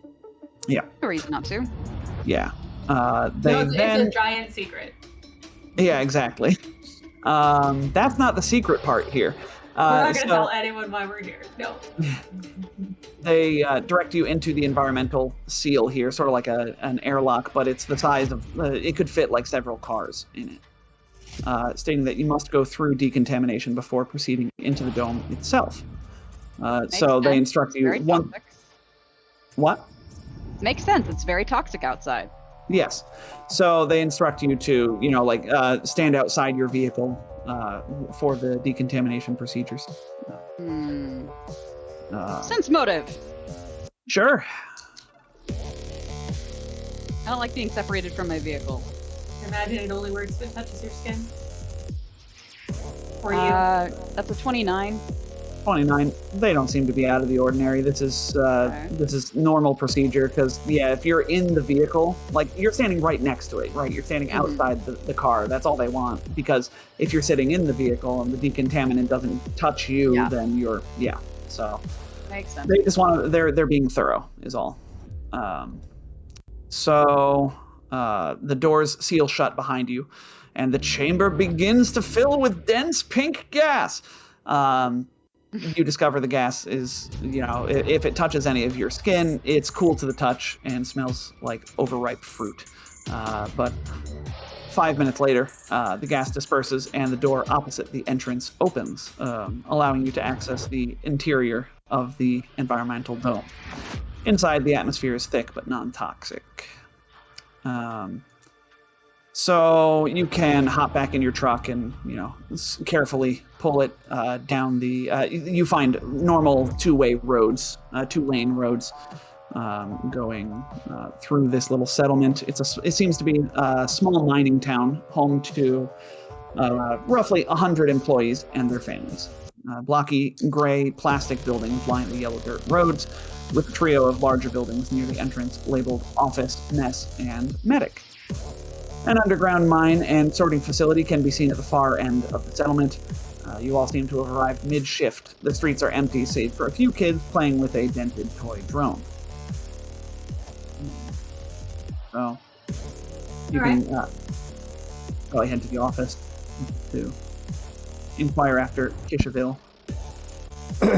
Unless that toy drone is a bomb. If you want to know what our cargo truck looks like in its full glory, I have posted a picture of a phenomenon called Dekitoro from Japan, where people have taken a lot of pride in their personal semi-truck equivalents. Oh my god, they're that's wild. awesome. That's really cool. I like that. Too glowy.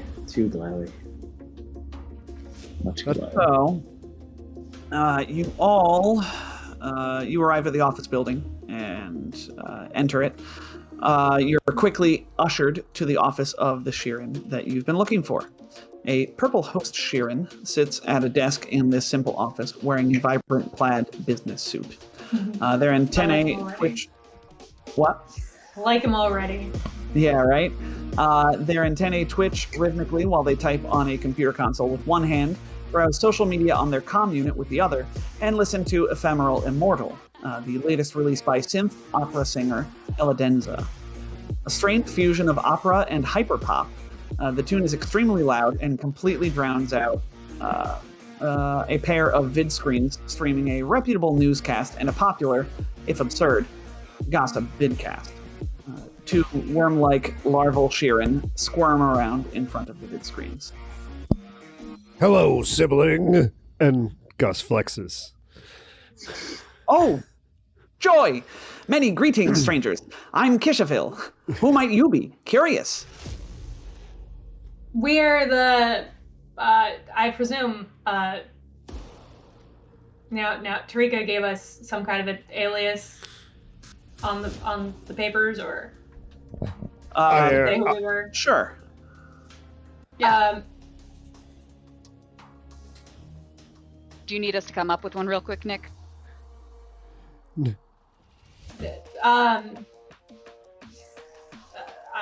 No. Sorry, I lost my train of thought completely there. Sorry, that's okay. Oh, my apologies. No, it's fine. We're the crew Tarika sent. We heard you had a delivery you needed made. Ah, yes, satisfaction. We will, yes, follow me, please.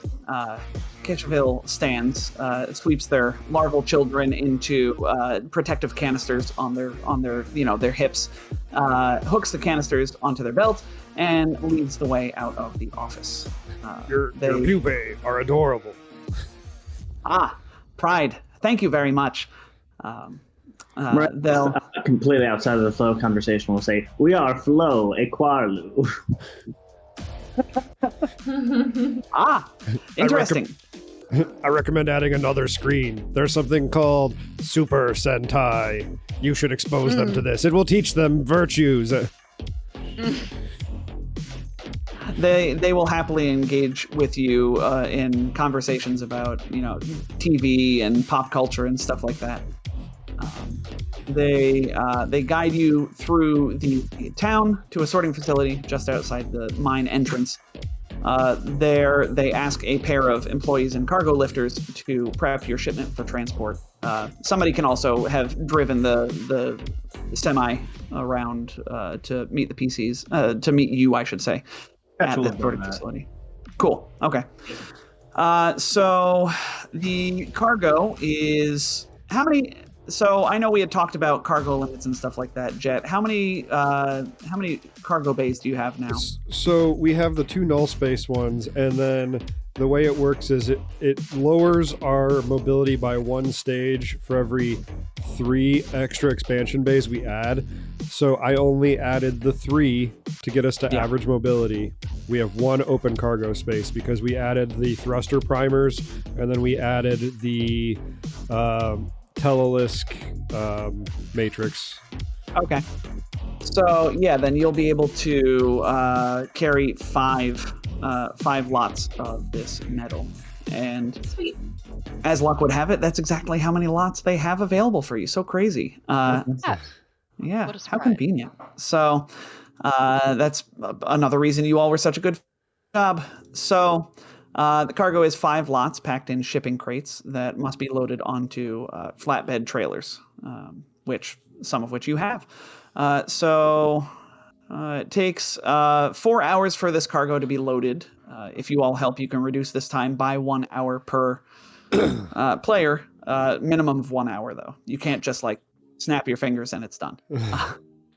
Of course. Stand by, sibling. Pupae, you should watch one of your adult distant relatives do real work. And he steps forward and he starts. He's a little bit Macho Man, is what I've done. A little bit Macho Man, a little bit Hulk Hogan. Macho Man Gus Savage. Ketch is going to go into the. I guess it would be on the trailer if we're loading the trailer up. Would go into the trailer and come out in a load lifter set of power armor. Awesome, Nice. awesome. And we'll use that because there's no way he's lifting that with his own muscles. Ew, gross. His noodly arms. He like holds one corner while Gus is holding 2 crates. Yeah. Gus has got like it's one over his shoulder and one under his arm, and he's just and Ketch is just like he's got one little like piece from a crate. He's like, God. I make these jokes like he doesn't have a strength score of 14, just so he can use heavy weapons. But Well, I like your That's mug, been a by the way. process, though. Thank you. It was a gift from a friend. Nice. So, while the cargo is being loaded, Kishaville will haggle with Sloan. They begin by charging you 3 build points per lot for a total of 15 build points. But you could obviously make some sort of check, Sloan, to try and get it lowered. Oh yes, like profession smuggler, perhaps. I would think so. Yeah. The 42. No, I'll keep that. Yeah, that's a good one to keep. That's a 19 on the die for a 42. Bonkers. So yes, with that 42, they, you know what, they can be convinced. They agree good-naturedly to lower the price to 1 build point per lot for a total of 5 build points, because you did just so well on that check. Quite generous. Yes. Sloan is a hell of a haggler, is the deal. So That's why she's the captain. yes. So now another thing that happens is halfway through loading of the cargo, a whistle sounds throughout the town. Soon after, people begin streaming out of the mines, which you'll remember the entrance to the mines is right next to this sorting facility. They all gawk at you curiously as they pass. So I will check your disguise checks here, but then Does it change anything that catches in a suit of load lifter power armor? I mean that might make you a little harder to recognize. Yeah. But then Nods and again, waves.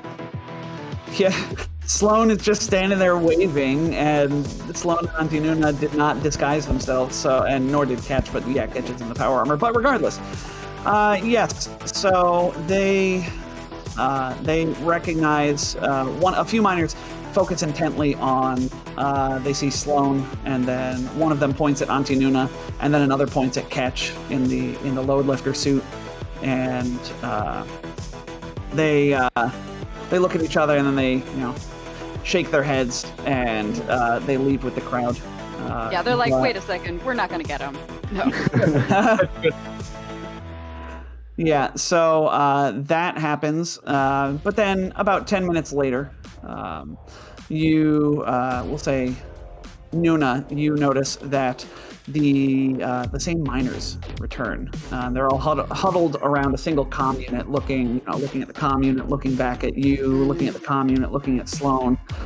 And they show the comm unit to a few other miners that happen to be nearby, and begin whispering to each other.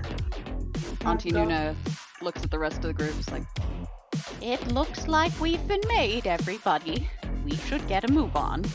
Should we try to use our reputation? Maybe shoot into the air a few times? Oh, that's overtly hostile. We don't need to do that. Shoot into the ground a few times. There we go. Wujix flexes aggressively in their direction and is overly dramatically posing aggressively. Guys, I would remind you that you like miners. We made those miner friends. I was just trying You to are a look minor? I was trying to look very intimidating, not trying to fight them. A bunch of miners aren't a threat to us. I give them the secret handshake, like, be cool. 1,000 miners might be a threat to us. Each one has a lot of cells.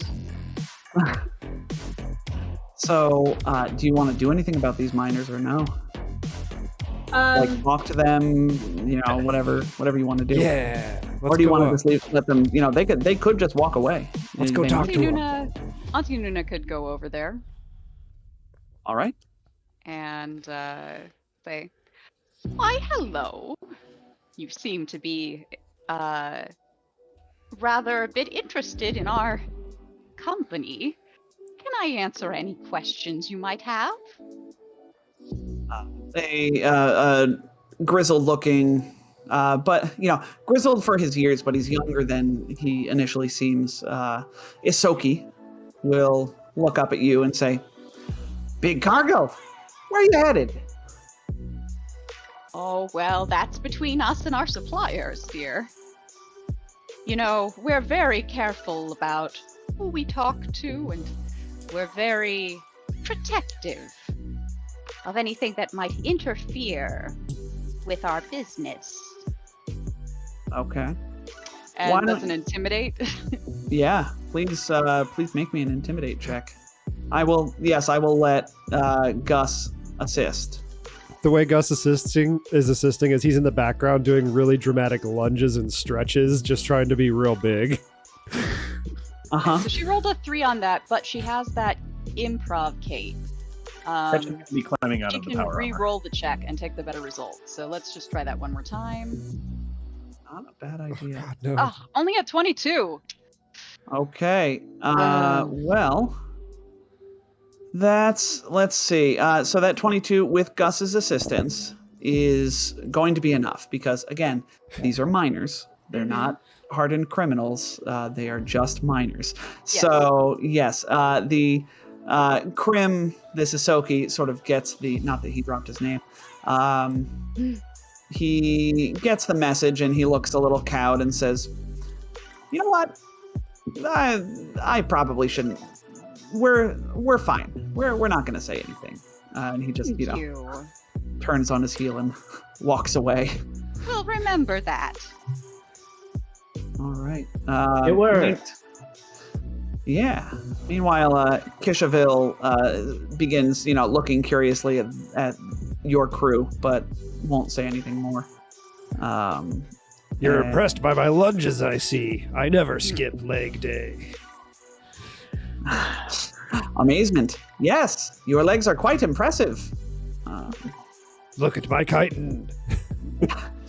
Look at the sheen of my chitin. Oh yeah, brethren. So Macho Man, Randy Bugman. So you are you're able to finish loading up the truck, and then you can get on the road. What's his name? What's the name rather? Kishaville, who is a host Sheeran, will offer to escort you to the gate, saying, "Excitement. We are very glad to have helped you. Done business with you anyway in this deal. So thank you for taking our metals." It's our pleasure. Happy to be of assistance. And take credit. Tell Yes, your yes. friends. All of this. Wait, or don't. What? Here is a Tell your homemade friends snack. that we did that. Oh, tell your friends. We have to build They'll. our reputation. Yeah. So, all right. As you're getting back into the truck, and they walk along with anybody not in the truck, they'll sort of look. Again, they'll look at you, and then they'll take out their comm unit, and they'll pull up something, and then they'll look at you again, and they say, "Elation. Oh, I knew it was you.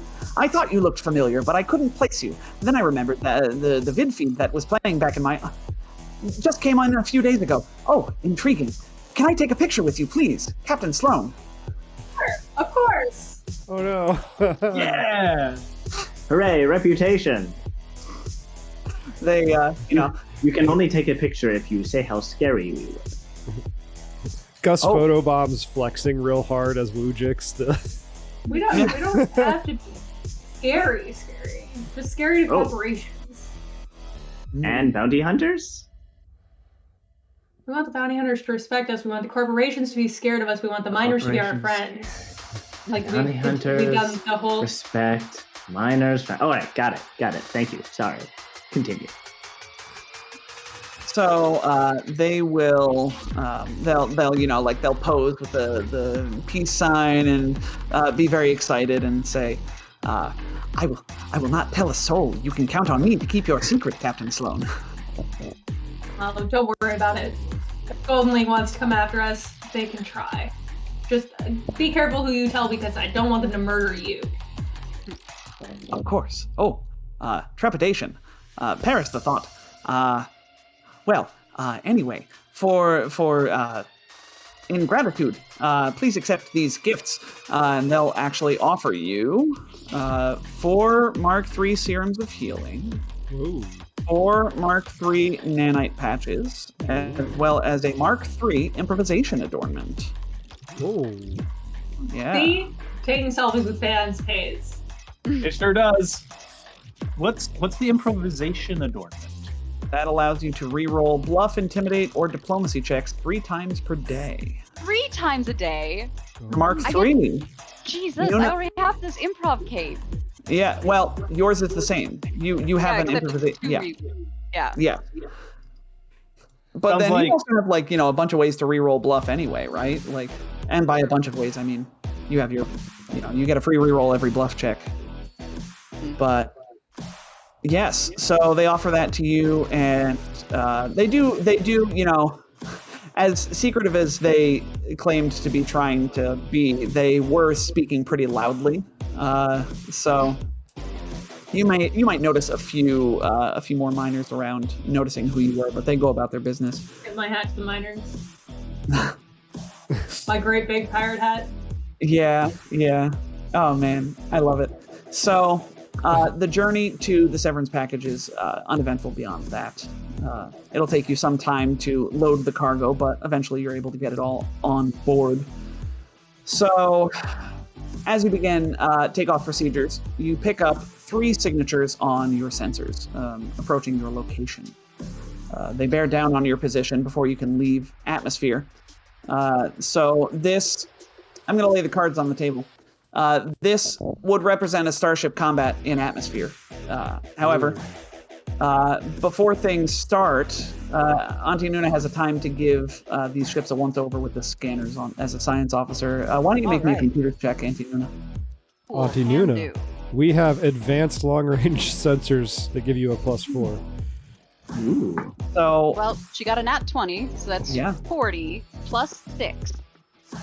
So +6 +4 makes that a cool 50 on this scan. Auntie Nuna knows the exact amount of fuel consumption on each and every one of these ships, down to the decimal point. So, Also, their engineer has some pre-diabetic or pre-cancerous cells. So you should probably get checked out. Their Yeah. social security numbers. yeah. So Yeah, that number could actually get even higher if you used one of the computer nodes as well. So I think it's actually technically a 53. geez Oh my Louise. god. All right, so yeah, you know their social security numbers, you know where these ships were made, you know everybody's dates of birth, you know every piece of information that could possibly be known. You know how many bolts were used to rivet this ship together. So Almost a little that bit too much. Why are they riveting ships together in this day and age? that said, Space rivets. Spivets.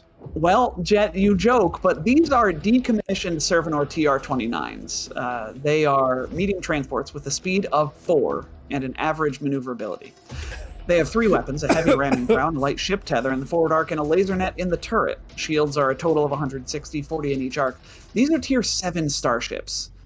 What do you think that says, my friends? That we should just leave because they can't touch us.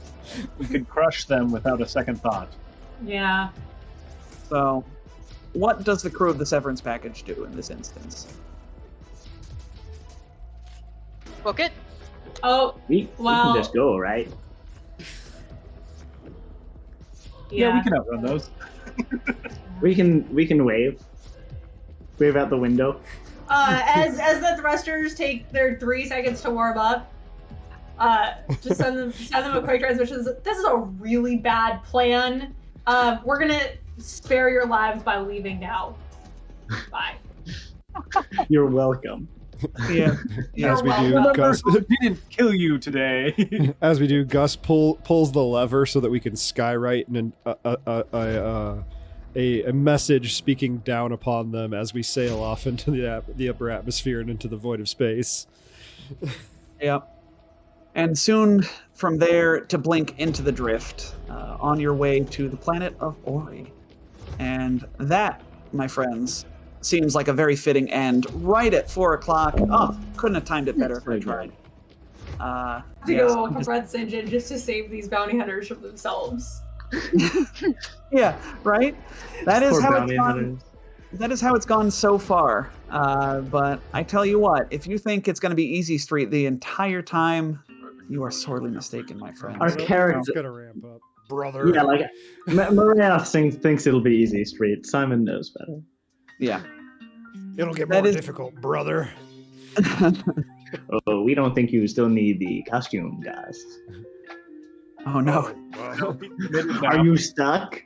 I'm stuck. I don't know how to get out of this. Get Auntie Nuna. It's Sean Bean in that one spy show. I've always said if I kept the space, it would stick. Oh no! So that is going to be that, my friends. So, as always, a new Cosmic Crit episode should be dropping tonight. Jet, what do we have going on Thursday for the return of Star-Lords? Yes? The beginning of book 4, and possibly something slightly momentous. We did not discuss talking about that, so I'm sort of soft leading into that. Cool. Yeah. Tune in Thursday to find out. Yeah. Cool. All right. People to thank. Leif, thank you for running our audio through Hydra. Who do we have to thank today for music? Yes, a number of people. The Lo-Fi Girl and Alex Production and Ghost Drifter and this is a lot harder when there's so many of them. Darren Curtis, yeah, there we go. All right, and I'm pretty sure that's Firebase. All right, and that's it. Oof. Okay. Yeah, just gotta Thank pull up the tabs ahead of time. Yeah, I'll be prepared next time. You're just fine, my friend. Our fantastic character art was done by Enicola. She is at ENECOLA on Twitter. Thank you to Paizo for the awesome AP, and specifically Jessica Catalan for writing book 5. I just got to ask Leo how to phonetically pronounce that. I'm sure he can tell me. Thank you, Nick, for our stream assets. Jet for running the stream. All of you, my friends and players, for being here.